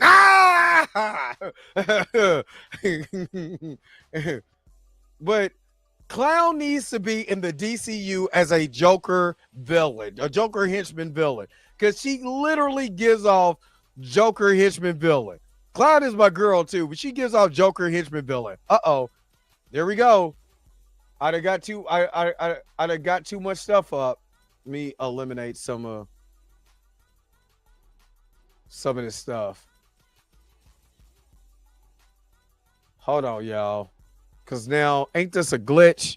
Ain't this a glitch? Let me try to go backwards a little. There we go. The shit's like, hiya. She's like, you think the light door is gonna keep me out? And then these two idiots are still in the bubble looking dumb. That's still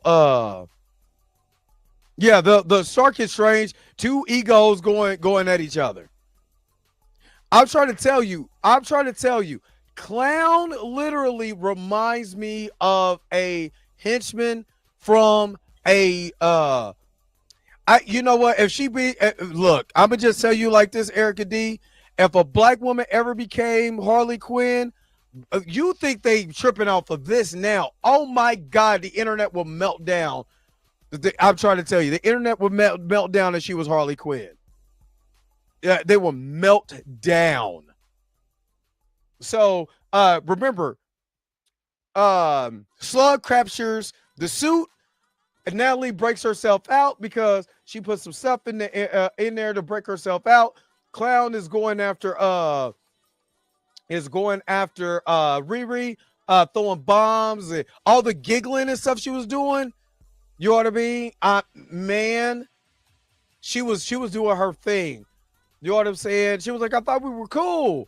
It was like, nah, you killed Johnny. It was like, of course we had our problems, but we were working out of it. She got problems. Because my man literally dumped her head on the table for wearing the cloak. You know what I'm saying? But she literally said, you know what, forget that. But my girl hit her with the God dang it. Come on, internets. Not negrify it. Oh my God, they gonna have a meltdown.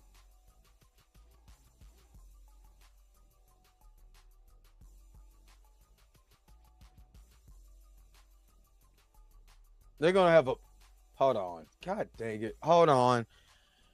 Oh, snap. I'm not trying. And then she hit her with the canister. Fail. And then she was like, oh, snap. Oh, let me just jump. Oh, snap. Her leg should have been her leg should have at least had something. But she had condiment packages, mustard and ketchup everywhere.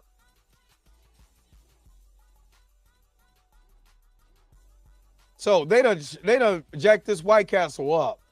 So I don't know. She was trying to get in the car or something.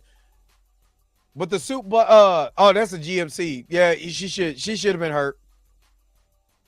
So she was like, oh, snap, why do you take off running? Movies. Let's be real. We would not naturally do this.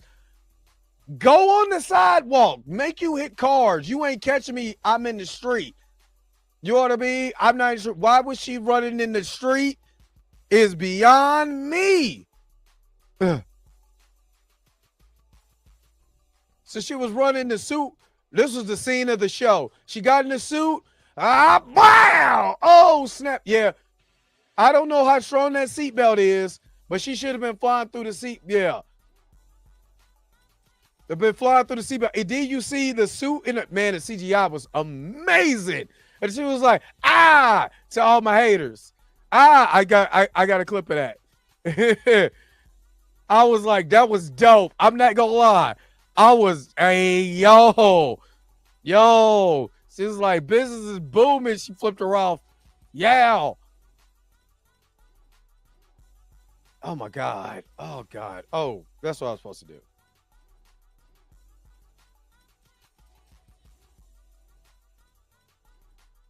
Oh my God. Oh, let me boost my internet signal for this. Oh, find my device.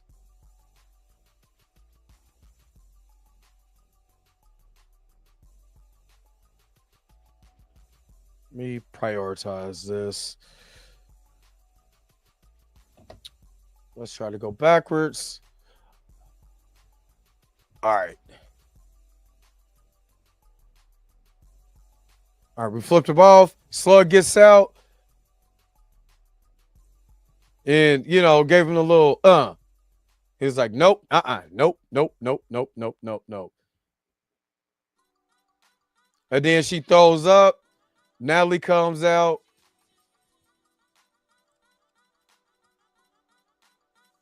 And then they have this conversation. She was like about about deleting her because because Xavier's like, you need to delete that. It's like, you gonna delete me? And then she went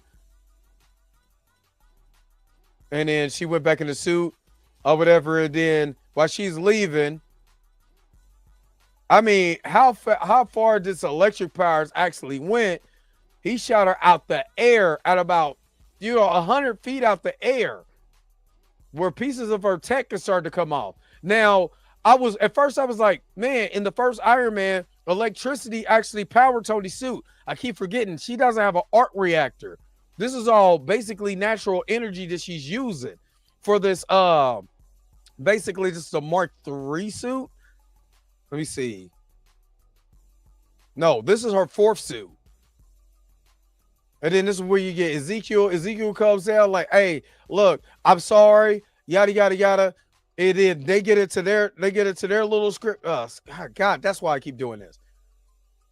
So she was like, she was looking at all her stuff, but she's running out of power. I'm surprised she didn't use the electricity as a natural power, but I don't think because she lose solar power, the electricity wasn't being able to use her suit. So she was actually over here, at a disadvantage going against him. Damn it. Oh, God. Come on. Okay. So he was ripping out pieces of the suit. And technically, he didn't want to kill her. He didn't want to do it. He felt it, but he didn't want to do it. So he basically took the suit and left her there. You know what I mean? It was like, he's like, get out of Chicago. So again, she left that suit. Wouldn't the cops would have went to her house and like, hey, we found a suit in here and we know that you are kind of like, Iron Girl or whatever and yada, yada, yada. What happened at this White Castle? The cops never showed it. Nobody investigated this. I guess we live in the world with this, in this world, in this universe, the superheroes do so much stuff, we don't even question it. And here we go again. This is starting to piss me off. All right, give me a second. Let me pop this on screen real quick. Give me just a second and let me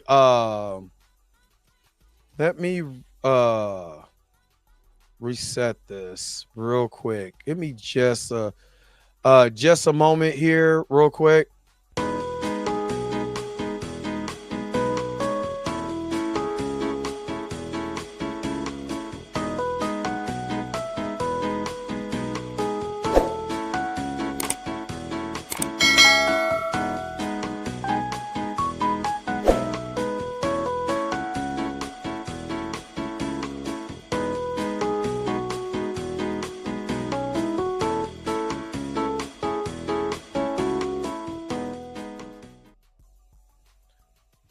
All right. So she gets out of the suit. I gotta hurry this up because I still gotta cut my grass.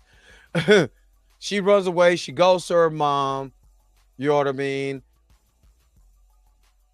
And then she breaks down in front of her mom, and she starts talking about. She starts revealing all the stuff that is happening, and again, her mom is starting to tell her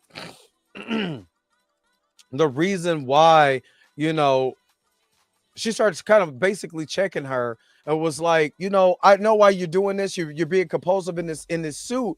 But she was like, all Riri could do was talk about, protecting her. So basically her mom and Riri is still going through different ways of protecting. She's protecting her by not, really being in all of her business because she's afraid to lose her if she gets too far in her business.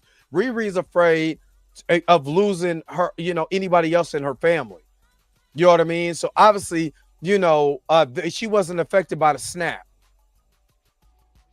So she goes into the garage and she was like, look, if you're going to do this, we're going to fight this. This is something John Campia said that I didn't agree with. She was like, what mother would say after having some crazy guy with electric powers or some guy with a demonic hood fight? You forgot. Let's keep it real. Some of us will fight.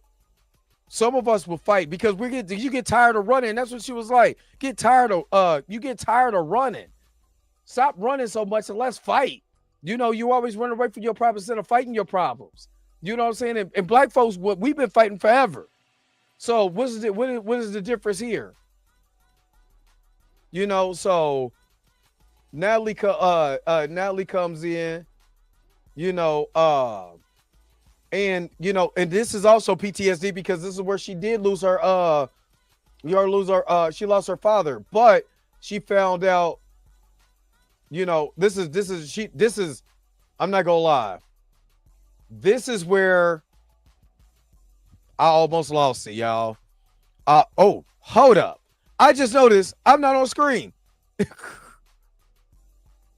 Sorry. I reset everything. This is where I lost it, y'all. Not gonna lie.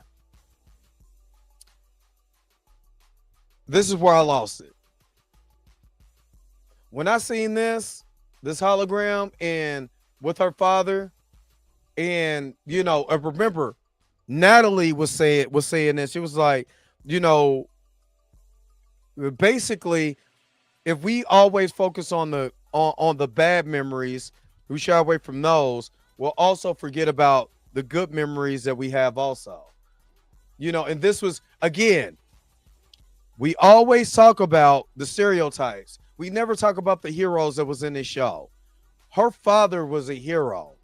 Her daddy number 2, her stepdad was a hero. What about, we talk about stereotypes in this show. Why is no one, all of these grifters not talking about the stereotypes? I mean, talking about why her father is a hero in this show. It's showing a black father in a beautiful light. This was her Uncle Ben moment. I'm not gonna lie. I'm talking about, I almost bawled. Again, I'm a daddy. When I seen this, dude, when Riri started crying, I'm not gonna lie. It took everything in me not to cry. And she was like, no, she kept playing. She's like, forgetting the ones hold up, I gotta play this part. Because she was asking why she showed her that memory. He said, what was the point of projecting the memory? Again, go back to Tony Stark said, my little therapy session. And actually, I was trying to look, I was like, wasn't the AI crying too? To show you that when you try to forget all the memories that make you sad, you wind up missing the memories that make you happy. Forgetting the ones worth remembering. And that was because she's too hard. She's too hardcore within herself. And I'm not gonna lie, when this scene came on, and they start, man, and remember, her mother is going through the grief too. This is therapeutic to her mama too. This is not just Riri. She's seeing Gary for herself, or you know what I mean? Just think about if you lost a person that you loved. Not once, but twice. And then little Riri didn't want to dance. But man, dog, I got into it with somebody else about Monica Rambeau and not showing Monica Rambeau, and I understood what that brother was coming from. Would never take anything away from her. I didn't like the way that it was done that came at me. You know what I'm saying? But I believe that this is the makeup to that. Not saying the makeup, but because I still want to see what happens with Monica Rambeau. But this was special because we start talking about stereotypes. Why ain't the grifters bringing this up? That she has memories with her dad before her dad was tragically taken away from her, trying to protect, her and her best friend. And I'm playing this for a reason. I'm playing this for a reason. Because look, other black women is showing a black man with his father having a good time. Why ain't the grifters talking about that? Right? Why ain't the grifters talking about that? They over there kicking it with the Timberlands on. You know what I mean? This is a memory. I'm talking about Riri was breaking down. Bop! And this is where the Ironhead comes from. And basically, look, and she kissed her, and that was the end of the memory. Like, I ain't gonna lie, I was, woo. I'm talking about, man, I was in my feelings. You know what I mean? This is a black father that's hit me as a father, period. But as a black daddy with black daughters, and and a daughter that I had to hold and hug during some very emotional times.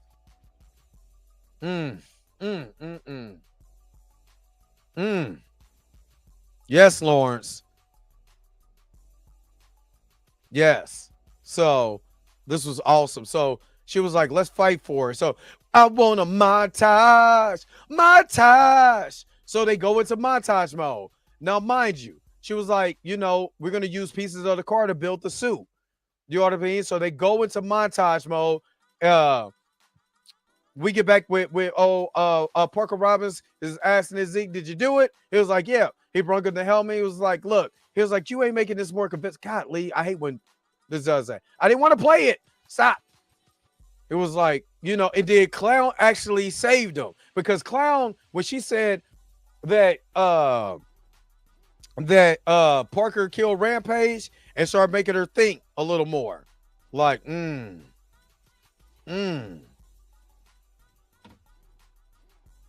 So it was like, you need the flair for the theatrics or whatever, but if you killed her, good. And then that's what she asked for that favor because he felt like that's what happened. So he went into the autopsy to go find it. This is where everything starts spiraling down. And then he starts talking about him losing. He goes, his headphones go. Okay, so we're back with Zay. Zay headphones fall out. He finds a little Star Trek little card that she gave him. So he goes and he joins the montage. Now, mind you, they show John Campia, my guy. They show her bringing in parts. Her, the little homie. You know what I'm saying? Because he didn't give him back that wagon. You know what I mean? Everybody. You know what I'm saying? They literally showed a montage, and it was like, she built this in a day. I'm like, no, this is over a course of some time. They literally show him changing different clothes and all of that. The only person that did change clothes is the AI because it's AI. John, you was tripping on this one.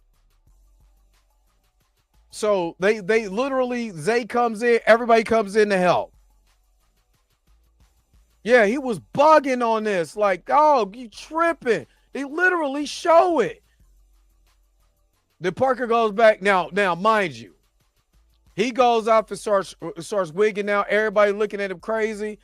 And it was like, but except Clown, who needs to be in the next Batman movie as one of the Joker's henchmen. So I bring it up the autopsy. He was like, you said he died of an overdose. Wait, he didn't even do any drugs. So what's really up? Start checking him. You know what I mean? It was like, fine, yo, believe me, everybody out. Get out. And everybody believed in him. And his family that he built, you know what I'm saying, turned on him. He was like, y'all fired. And, the blood sisters, the blood, whatever, man. they had to go anyway. So I'm glad they left. You know what I'm saying? But he was like, basically, I believe in you. You was like family. Yeah, okay. You know what I mean? So again, change your clothes. We done had 3 wardrobe changes. John Campia, you my guy, but man, you was tripping. You was tripping. You was tripping. Yeah, Parker put the get that stepping. You was tripping. They even Zay over here bringing in, drinks. Zay is part of the group. You know what I'm saying? And it's funny because he gave her the name after Spock's Earth name from Star Trek. It was funny. Then they had their little moment. You know what I'm saying? And then she started, he finally started accepting, the Natalie AI, all of that. And then she got to explain that she needs her. She was a portion of my, hologram in my brain, yada, yada, yada. They kind of had a little moment, a little flirtation moment,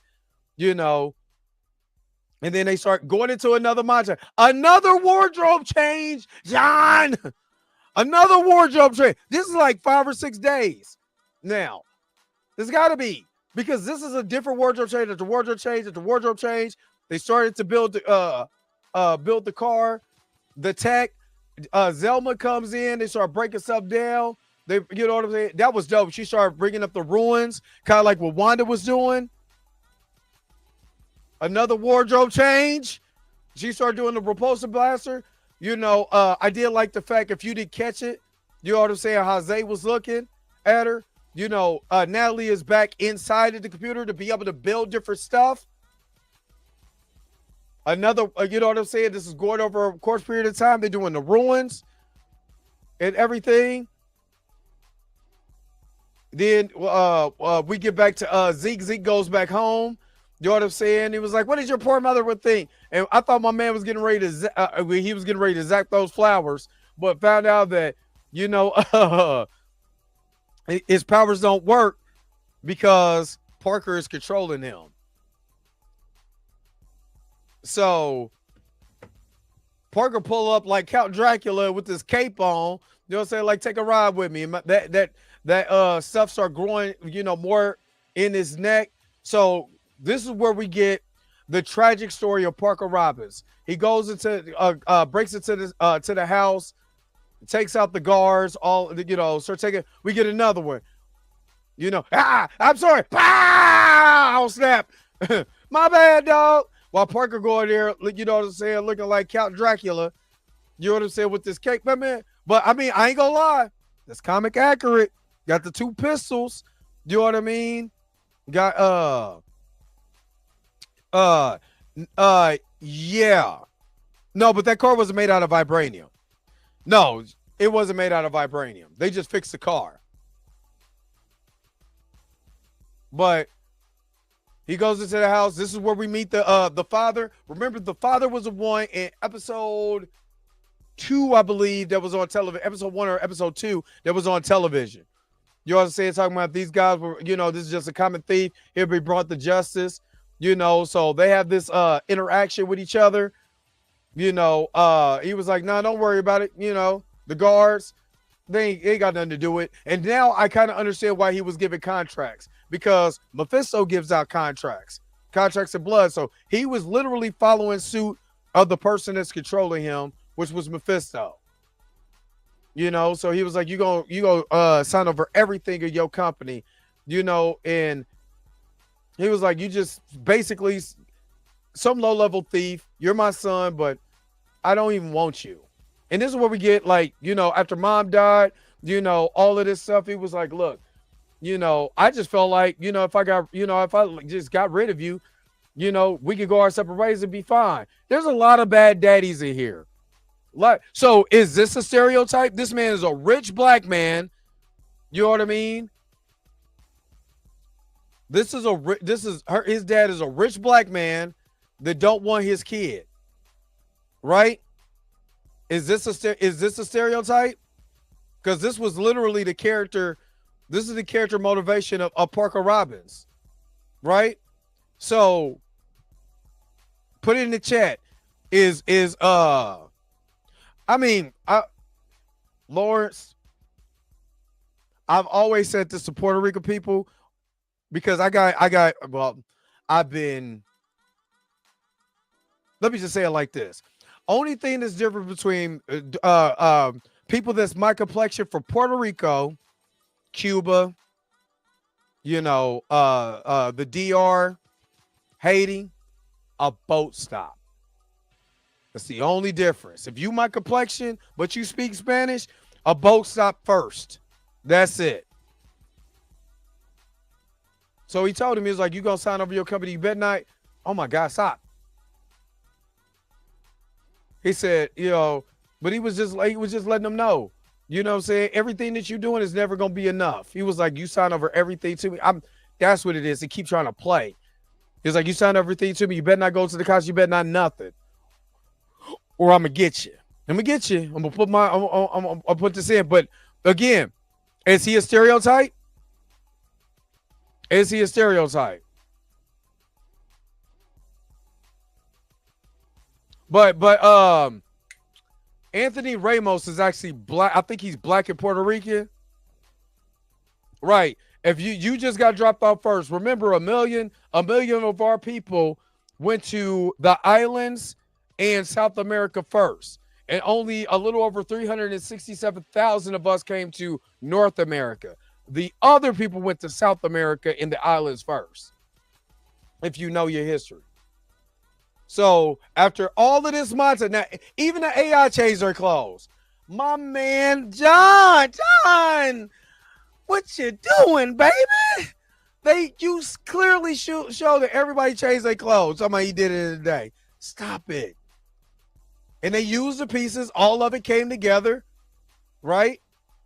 And this looks more of close to a comic accurate suit. Not necessarily, but this is a dope suit. I'm not going to lie. This suit is dope. This suit is dope. So to be made and molded out of pieces of the car and other stuff, that's dope. And this is where we start. This is where we get to the crux of the episode. And she was telling her, look, some of this magic does have a way of controlling you, so the ruins and stuff like that is down there. She did her magic thing onto the suit. And when she did her magic thing onto the suit, remember, this suit is coming from the energy that they use to be able to be a power source literally comes from Mephisto. It literally came from a dark dimension. It came from Mephisto or even Dormammu, but it's still dark energy. And remember, it was already explained, magic comes from a different place. You know what I'm saying? It comes from other dimensions. That's how it was explained in Doctor Strange. So you use it, literally red energy is damn near chaos energy. Chaos energy was also used by who? The Scarlet Witch. What else was red that beamed with energy? The Reality Stone. So all of this dark energy was not going to be good anyway. It was not going to be, and it started glitching out Natalie. To the point where, oh my God, Natalie started glitching out. You know what I'm saying? So she got out of the suit and tried to save her, and the AI was not found. Could not find Natalie. So, you know what I'm saying? Natalie is now gone in damn internet. This damn dial-up. Come on, AT&T dial-up. I've been using you since the 2000s, baby. Come on now. You see how they do me? And she was like, please help me. Now, mind you, even though there was an AI, you know what I'm saying? Well, even though this was AI, she started to understand that she's my glitch. That's what she started to understand. It was my glitch. Okay, to answer this real quick, what don't make sense is how she created the suit from a car so quick when she needed to do crimes to make one first. She had it in her to make a suit this whole time from scraps. Remember, she used pieces of the car and also other stuff. So if you look at that montage scene, her mom is bringing her parts. Little man is bringing her parts.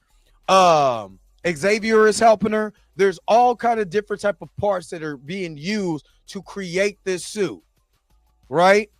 But remember, she still had money from the money that she used for Parker. Remember, the reason why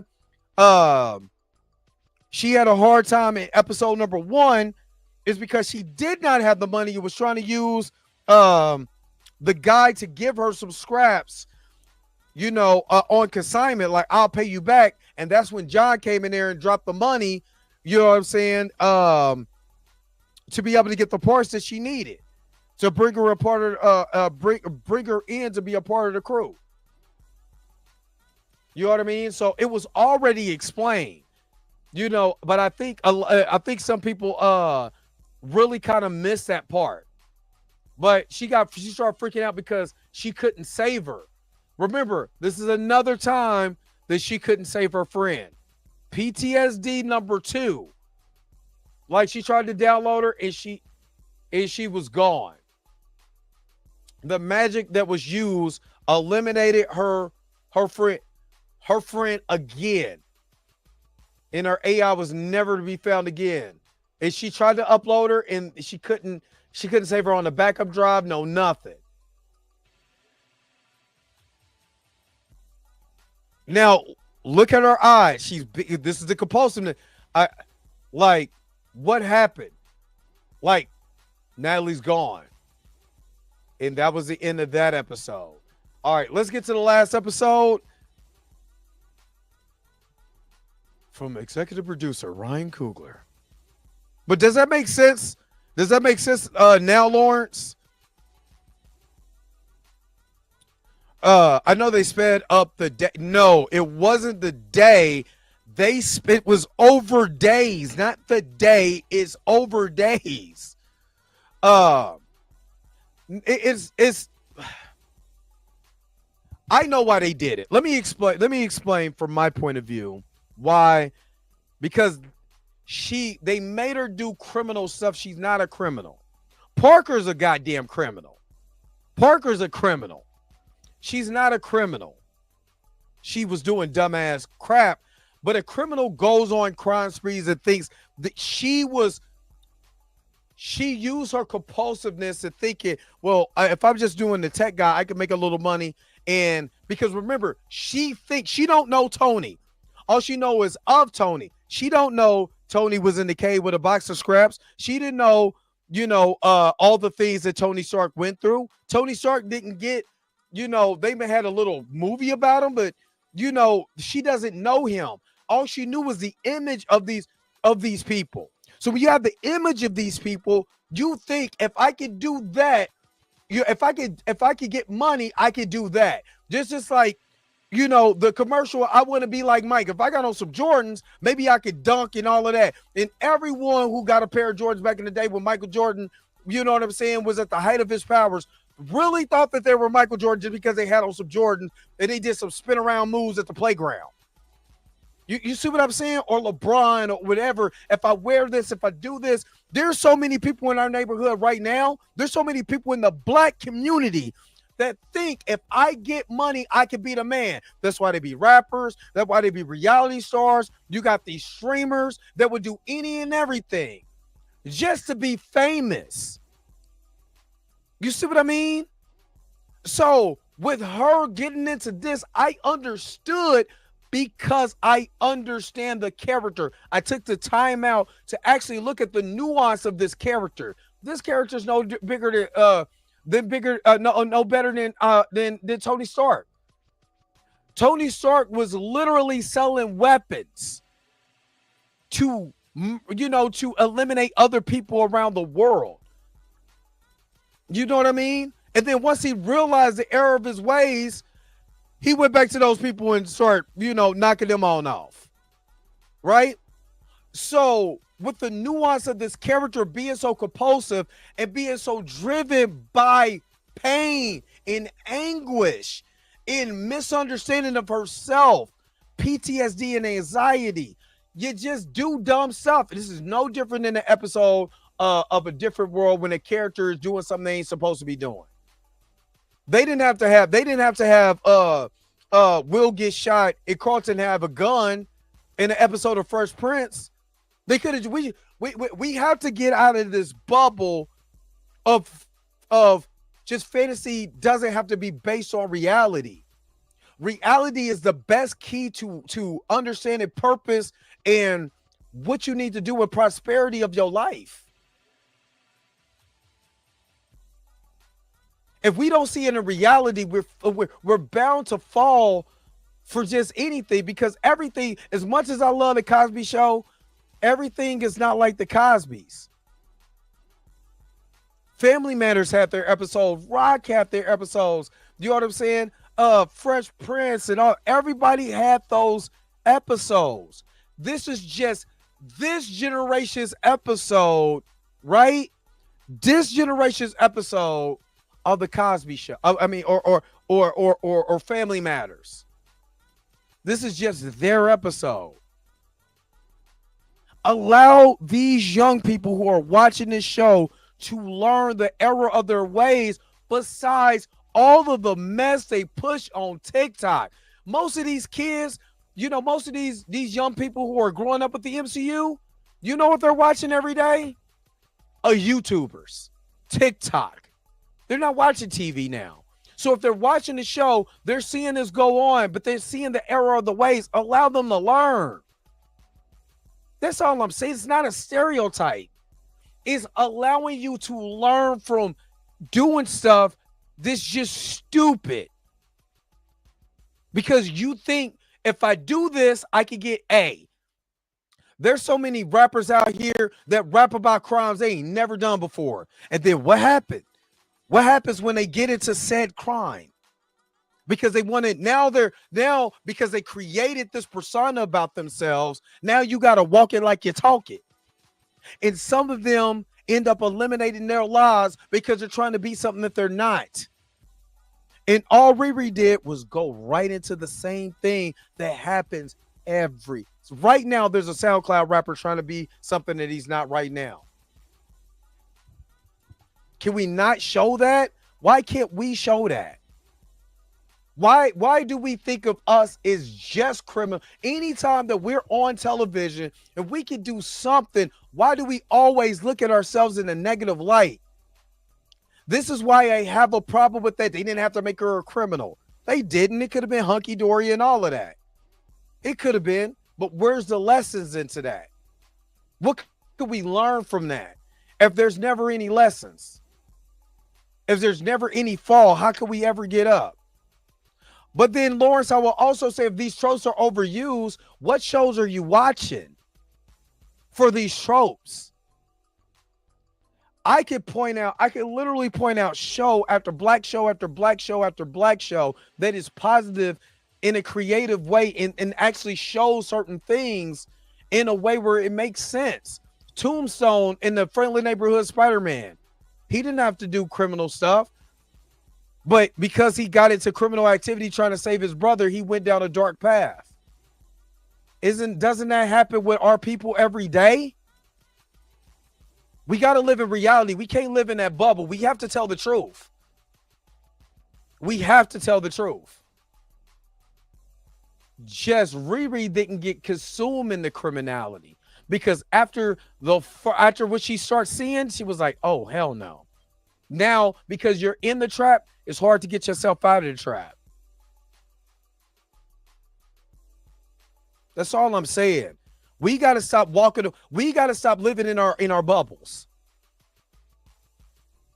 Because we get away from the hood doesn't mean the hood is not still there. Just because we get away from, I'm gonna say this, just because we get away from the niggas in our neighborhood doesn't mean they don't need to see the error of their ways anyway. The error of their ways anyway. Maybe, Lawrence, this is not for you, and I understand that. Maybe this is not for. So a lot of the people that's looking at this like, oh my God, here go. Why she got to be a criminal? Why we always got to be criminals? Why does we always have to be criminals? Those same people don't go right back into their neighborhood and try to stop their people in their neighborhoods from being criminals either. See, you can complain about, oh, why we got to be criminals. What are you doing in your neighborhood to revitalize your neighborhood in those black neighborhoods? Who's speaking for them? Who's going into those neighborhoods like, I'm tired of my people being murdered, so I'm going to stand in the gap. I'm going to do what's right. I'm going to march for my people when JoJo and them get killed in the neighborhood. Not when a white when a white cop kills a black kid, and then you want to step up. Nah, damn that. Why you not stepping up when little JoJo and little Eric and all of them are getting killed, or a young lady who's just crossing the street with her child gets gunned down like they did in my neighborhood? Who's standing up and talking about them? We could complain about what's going on and all these stereotypes, whatever, but what the hell are you doing in your neighborhood to prevent it before it goes on television and television tells you what's going in our neighborhood? What are we doing to go in those neighborhoods and stop that? It's all I'm saying. It's all I'm saying. It's all I'm saying. All right, let's finish this up. But she could have witnessed it, Lawrence. But where is, if you're not in it, you don't need you. All I'm saying is that y'all see me on here and all of that. Y'all don't know that I almost looked at 25 years in the penitentiary for doing something stupid. Y'all look at me and you see me joking and laughing and having a good time. Don't know that I was shot at 5 times by a cop. And because for divine intervention on some Pulp Fiction type stuff, stop me from being in the grave right now. You don't know because of my stupidity for making a 15-second decision, stop me from going to college at K-State on a football and a theater scholarship. I could have been in the NFL or I could have been in anything right now because of my decisions. My real life was almost sitting in jail the beginning of my senior year. But if I'm watching a show and I'm watching something that shows an error of somebody's ways and they get out of it because that's not reality, it makes me subconsciously think that ain't the way. That ain't the way. You may not like it, but there's still people in our neighborhood that still need us. That's all I'm saying. All right, I'm going, Erica. I'm sorry. I'm going, Erica. I'm going. All right, let's get to this. This is the shortest episode. This is the shortest of all the episodes, but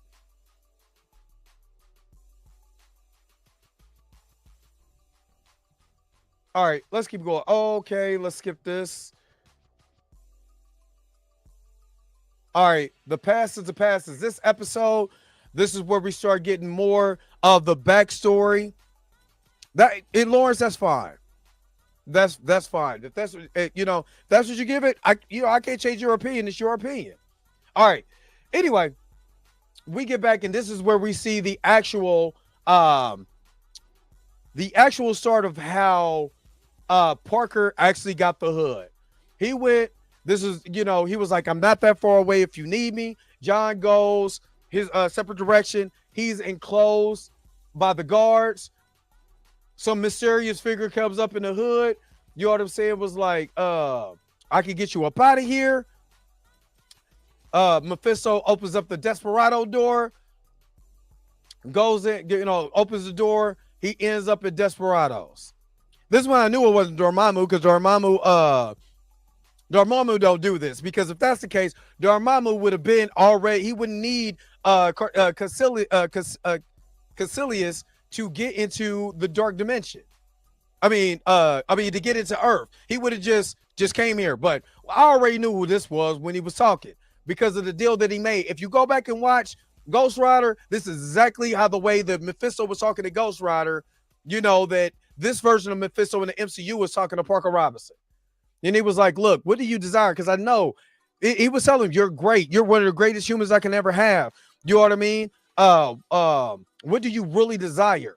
What do you really want? And he shut up the people. He was like, I want to be powerful. I want to be famous. So Shell from the chat is up here. What's up, Shell? I miss you, Shell.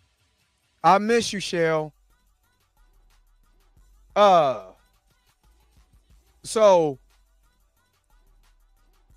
he was like, I want to be the king. I want to be powerful. That's what I really want. So Mephisto goes into your inner desires of what you want. He was like, what is it gonna cost? He was like, just something that you don't worry about. And again, how many people are out here would sell their soul just to get money, power, and fame?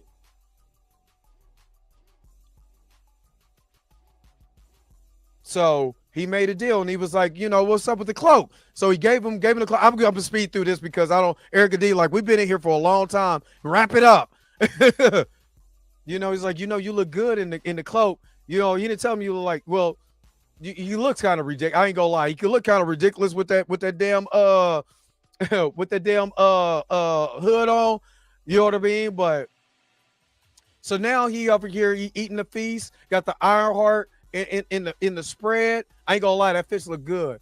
He was like, man, go sit down and eat. It was like, I don't want to eat. And he was like, I'm gonna make you eat. Is it good? Nom nom nom nom nom. He was like, why you really want to do this? Both of these fools got daddy issues. Both of them found a way that they use their daddy issues. And he was like, look, there's nothing that you could do against me. Stop it. Go ahead and have some caviar, man. Sit down and eat. You know what I'm saying? He was like, I don't want to eat baby goats. He was like, you go eat what I tell you to eat. And you go off and you go kill Riri. So they go back here, with the crew. You know what I'm saying? He's still trying to tattoo his face. Oh, yeah. He was still trying to tattoo his face. Riri is trying to recreate what she did with the AI. And it would not work at all. It would not work. Because of the magical effect, it eliminated her AI. So this was really bad. But then this is where she was like, I gotta go holler at my boy Parker and my new suit. You know what I'm saying? And then my man Mephisto. Now I ain't gonna lie, this was awesome. Yeah, a little Anakin Skywalker. Yeah, I can see that. He's like, you're not my only call. He's like, you got a different voice. He starts talking to him in his natural voice. He's like, yo, wanker. I love when British dudes like bollocks and wanker. I love that. I wish I could speak. I wish I had that British accent because I would love to call people wankers all the time. Yeah, wanker. Riri jumps in while Parker and Mephisto was over here talking. You have this last showdown, of the day. But he was basically telling them that, I can't give you more. And you know what I mean? The more that you want, you're not even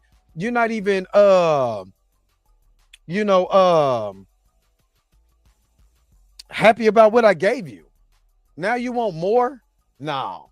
So she was hitting him with a propulsion blaster. He was like, I consider you giving some more. You know what I'm saying? So hold on to that hood. You know what I mean? And then she was like, I can't let. And this remind me of Spider-Man No Way Home. Well, basically, when he was when Peter was given the chip to kind of deprogram Doc Ock, so the chip wasn't affecting his psyche. And like I said, this is the key. Chasing your dreams and all of that is never going to be enough. It's never going to be enough. He's like, but I got a thing for you. I'm gonna kick you in the nards, and I'm gonna put the chip on your neck, and I got you. It was like, he's like, I have no idea where I'm gonna put this anchor, but next time, Gadget, next time. So of course, whenever they they might bring it back in future project so they could be able to fight. But he kind of calmed down. He's not in control of Parker. Riri and Parker finally have this their final showdown. My man Parker is just possessed. That suit is dope. I'm not gonna lie. That suit is dope. And it kind of reminds me of her the Ironheart suit she had in Wakanda, except without vibranium. That's why it was easier to tear. He's like, you could be saving the city. He said, but you're a criminal. This ties into everything. This is why I said this is the crux of this show. because what everybody was saying, they already said it in the show. He was like, you know, different than me. You're a criminal. You know what I'm saying? This is what you are. You're a criminal.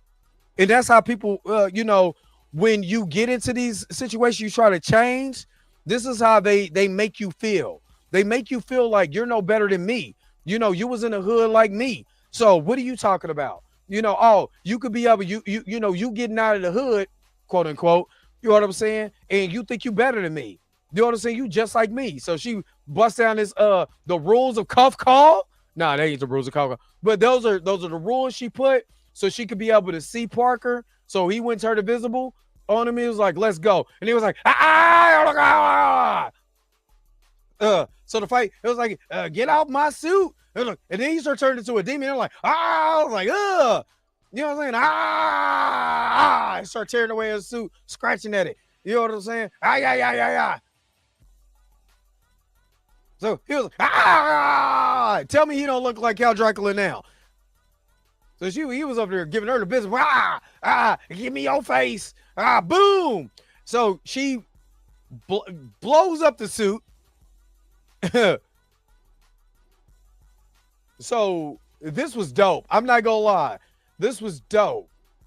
So she does the hologram projecting. She basically put a Mysterio on him. So the hologram projector was like, he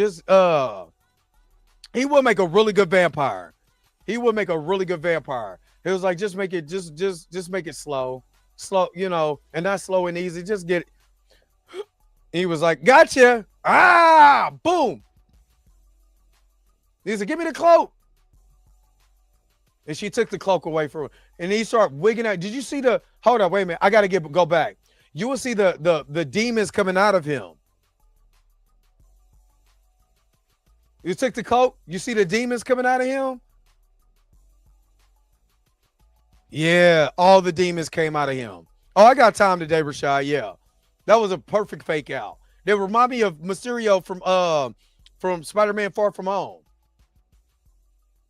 And he was like, I need it. Don't take it from me. I need it. It's my power. You know what? Chris CV, yo, he could have been Morbius. Just saying, you right. I gotta give you that. He kind of could play Morbius. Cloak and Dagger too. Even though Cloak is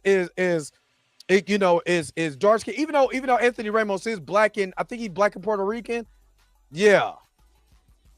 I can kind of see that, but honestly, Morbius, he's giving Morbius vibes right here. Real talk. What's the dude from Mortal Kombat? Trying to think of who you talking about. In what version of Mortal Kombat? So she takes the elevator down. Elevator go down. So then this is when she meets Mephisto. And this is what everybody can talk about here. Have a pizza. Shang Tsung, nah, man, I'm sorry. Shang Tsung still got to be Chinese. Shang Tsung still got to be Chinese, though. But I do give what you're saying, Sam. It is that kind of vibe, though. A Cloak and Dagger needs to be in the MCU, though. Oh, you're talking about losing control. Yeah, I get you. I got you now. All right. He was like, you're just another magical asshole. And he disappeared in the suit. And look. Yeah, no race swaps. But it's a slice of the devil's pie. Damn abundance. Oh, I like that. That's a good one. That piece of dude look dry as hell. This is how I feel eating. I'm not going to lie. Ever since I had my gluten allergy and I got to eat gluten-free pizza, this is what gluten-free pizza looks like. Sometimes it tastes like cardboard. That was an excellent metaphor. I love that. Abundance coming in, dropping the jewels.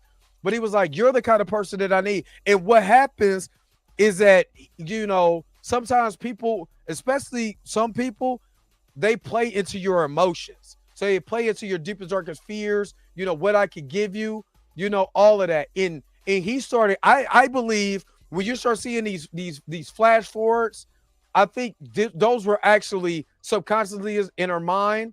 Because she wanted to bring back the AI at Natalie, right? He was like, but if you make this deal, because I've always done this. I done the Force 100, yeah. I done made deals with him. You know, and she starts seeing herself trying to recreate the Natalie AI and all of that. A slice of the devil's pie. Yes. Yes, y'all kill. You know what I mean? I've had the devil's pie before and I ended up on child support. That's all I'm saying. Anyway, anyway, and he was like, Dormammu, you think I'm Dormammu? Please. Come on, dog. Come on, dog. I've never been Dormammu. I am, oh yeah, he was like, I'm Dormammu. He's a Mephisto. He is like, yep. It's like, is that supposed to mean something? Because I don't know nothing about that. And then this is her Tony Stark talking to Thanos moment. You know what I mean? It's like, is that supposed to mean something? And then she was trying to, you know, when she first recreated Natalie, he already saw, Dormammu already seen that, right? He already seen that, and he knew that's what you really wanted. All of these flashbacks, he was in her subconsciousness. You know what I mean? And that's what he was like. All it is like it's like, what's the catch? Like something that you don't need. You don't even think about it. And when I'm not gonna lie, when she shook his hand, no, okay, I ain't got to that part yet. I seen that inbox, Tina. Did you inbox me? Ooh. So she was, she thought she recreated Natalie, and Natalie popped up. And she thought she was talking to Natalie, the AI, and found out she was real. He was like, why you on some Star Trek stuff? And she said the past of the past. He said death is difficult. And remember, and I said this who was I talking to last night? I forgot. Okay. All I'm gonna say is comic book wise, they did okay. So technically, Marvel flipped Peter Parker and Riri Williams. This is how they did it, right? This is how they flipped Peter Parker and Riri Williams. So Riri Williams' story arc to meet Tony Stark and be the understudy was given to Peter Parker in the MCU in Captain America: Civil War. That's Riri Williams' story in Invisible Iron Man, right? This is the story. What they did was a brand new day with Riri Williams. I got brand new day. Oh my God. When I see this, I said, holy crap, they did brand new day. But they did brand new day with Riri. With Riri getting back her best friend instead of Aunt May coming back. I said,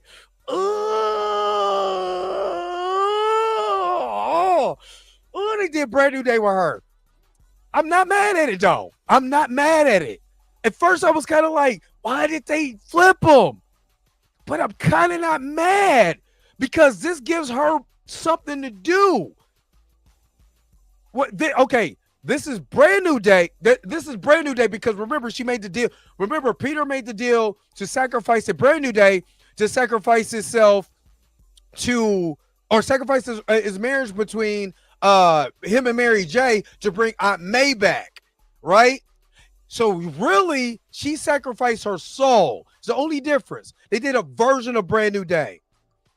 You know what I mean? Spider-Man did steal the story. But so instead of this, she sold her soul thinking she was gonna get the AI back of Natalie, but they gave her back Natalie in whole.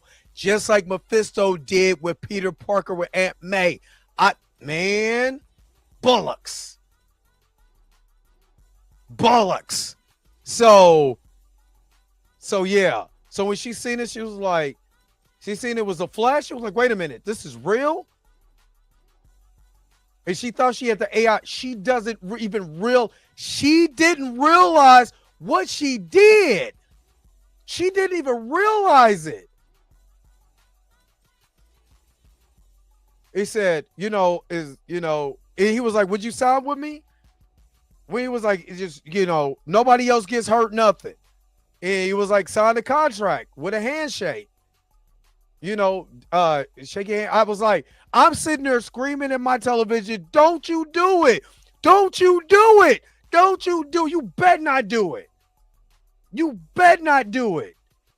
And she looked at it, she just thinking, you know, and she thought she was just doing right. And I thought she was getting ready to walk off. I'm like, you better not do it. And I said, mother, what you doing? What you do? I said, don't you know what you just did? I fucking Fisto. Why did you do this? And I put this on everything. At first, I thought it was AI until she hugged her. I'm like, oh my God. And then immediately,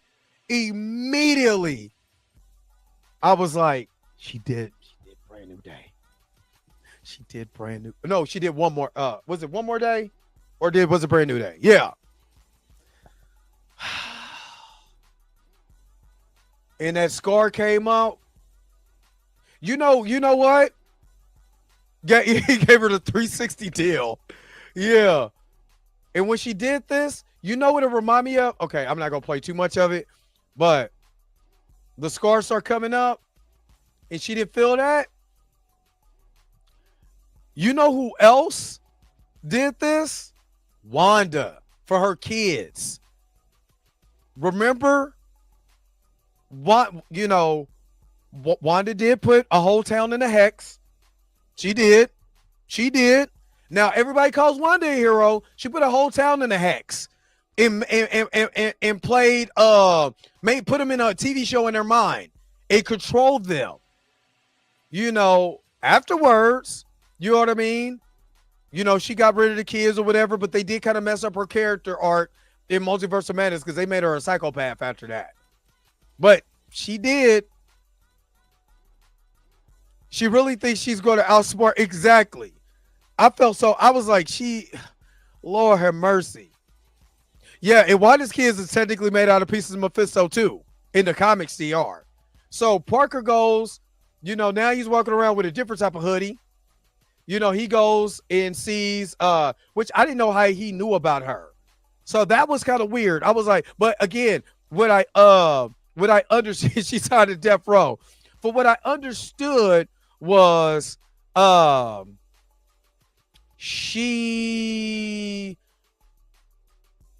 were supposed to start up Strange Academy. This is what Emergency Awesome said. They were supposed to set this up for Strange Academy, and this was supposed to be the post-credit scene to that.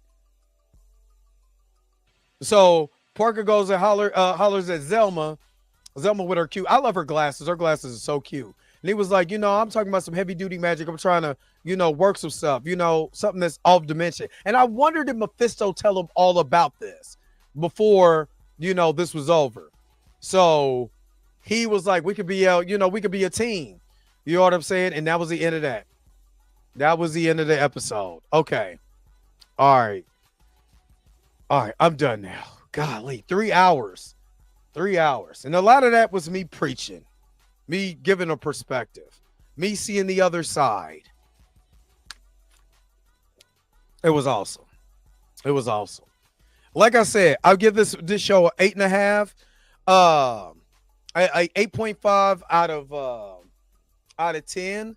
I think this show was a lot better than what people are making it out to be. There's a lot more nuance with this character than I thought they ever would have done with this character. They could have easily made her Tony Stark light. Just be real. They could have made this, more hunky dory, more uplifted, more Miss Marvel, more happy ending. They did not give you. You know what I liked about this show? They didn't give you a happy ending. This show ended kind of effed up. Because what death row contracts he signed. Do you know what I'm saying? All of that. Do you know what I mean? Like, let's be real. This didn't end the way that I thought it was going to end. I think that's why I liked it the most. That's what took it above that. I like this show. I'm actually going to rewatch this. I'm actually going to rewatch the whole entire thing and binge watch it. I'm going to watch the whole entire thing and binge watch it because I really like this show. I really did. I really enjoyed it. I don't know about you guys, but nope, this is in. it's kind of like The Empire Strikes Back when they didn't win the Revenge of the Sith. When you know what you're creating, there's no happy ending. And I'm glad that they didn't do the happy ending. I'm glad they didn't. Because it could have been too easy to fall into a trope. She just signed a deal with Mephisto. What are they going to do with this character next? I am like, now that makes me like super excited. Like super excited. Yo, the sign is real simple, B. It says wrap it up. Wrap that shit up, B. I can't believe I've been on a 3-hour stream with y'all. I can't believe I've been on a 3-hour stream with y'all. They didn't shelve this. They just it got pushed back because of the writer and actor strike. Remember, the writer strike almost ended, but then the actors got in, and the people who make your CGI and all of that, and it went way longer than what people think. So yeah. So I like this show. It's not the greatest thing I've ever saw. Not gonna sit up here because, like I said, the two sisters were too they were more cliche than anything in the show. It showed this nuance about Riri that wasn't, because she was used kind of like as a plot device and what kind of forever. This showed more complexity than I ever thought it was going to be. I need them to do Blade. They got to do. This is just me, y'all. This is just me. I think they're going to do Midnight Suns now more than ever. Because you got to have Blade. If you got Mephisto, you know who else is coming. You know who else is coming. Johnny Blaze. You got to. Whether it's Robbie Reyes or Johnny Blaze, you got to introduce Ghost Rider. Right? You have technically the dark side of the MCU with Werewolf by Night.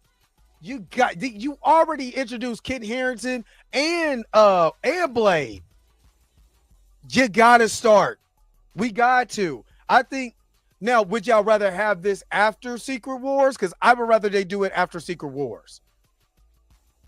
Moon Knight is there. I want if I was running Marvel, my next era would be mutants, but it would be, I would literally have the dark side of the dimension. You got to do the dark side. You got to do Marvel Knights. I would have the Marvel Knights division, and I would have Moon Knight, Ghost Rider, Blade, all, you know what I'm saying? Any of the dark, gritty characters, all of that. Well, Agatha's a ghost. I mean, boo. I mean, I guess. But who would you pick to play Ghost Rider? If Keanu Reeves if I didn't want Keanu Reeves to be Norrin Rad, he would most definitely be my Ghost Rider. The Dark Mystic era, I would literally start after Secret Wars. Brother Voodoo, I gotta have that. Because and then I would like, because Mika G will most definitely be down with the horror side if they do it right. They do the horror side of MCU with Blade and Moon Knight and Elsa Bloodstone. Sign me up. Elsa Bloodstone interacts with Deadpool all the time. So all right. Whew.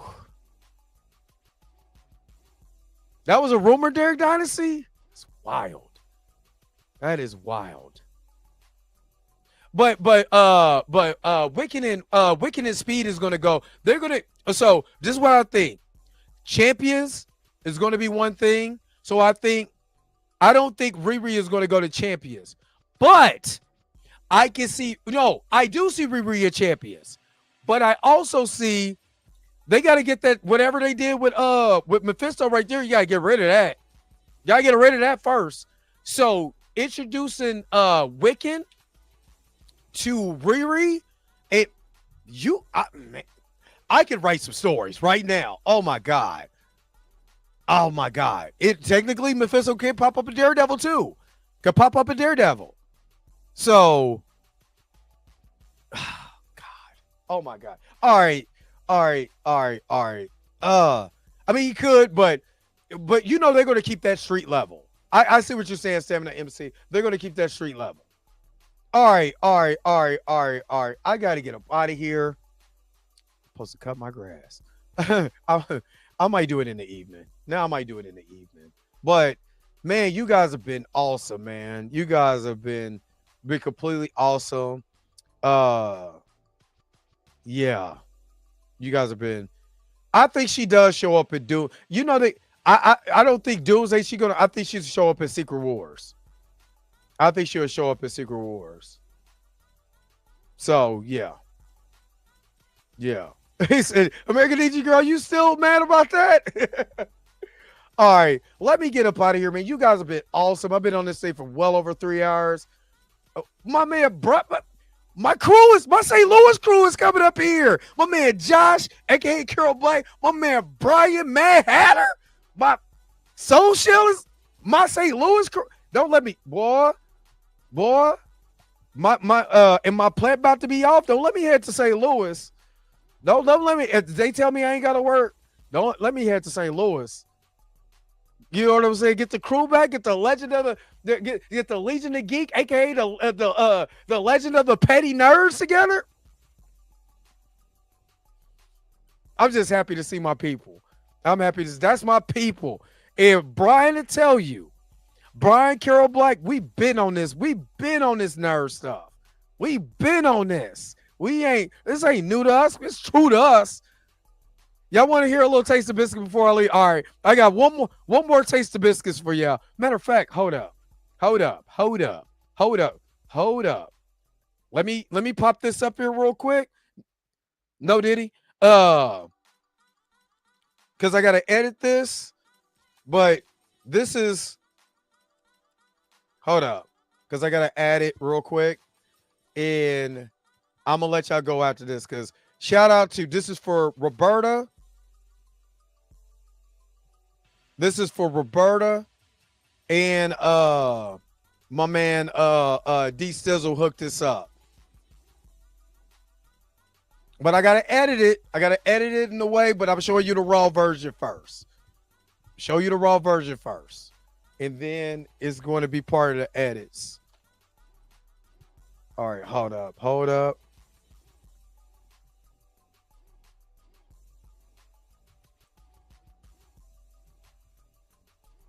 Hold on real quick. Hold on.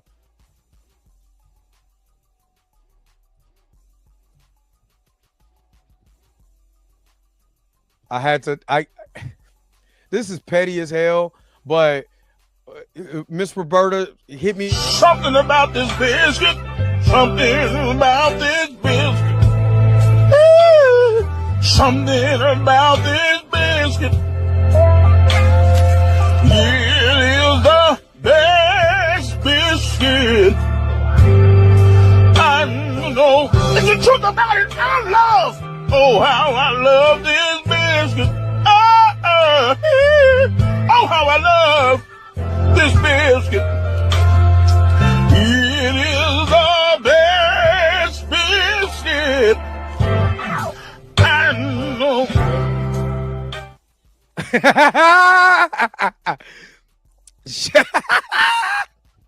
Shout out to D Stizzle for the edit on that one. Shout out to D Stizzle for the edit on that one.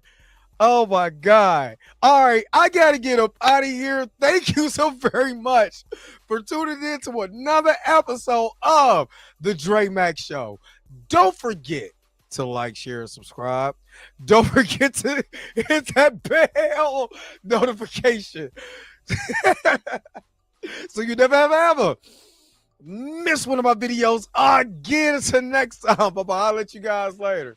Peace and vibe, y'all. Man, y'all get up out of here. Where's my outro at? Because look, after all this fun, I gotta go. Wait a minute. You're telling me the video's over? What? Huh. Okay, I guess so. If you have came to this portion of the video, thank you so very much for sticking to the end. Don't forget to like, share, and subscribe. Don't forget to hit that little bell notification so you never miss one of my videos. And if you really want to, you don't got to, go ahead and follow the social media links that's down below. Until next time, I'll let you guys later. Peace and Bob Hire, y'all. Y'all take care of yourself.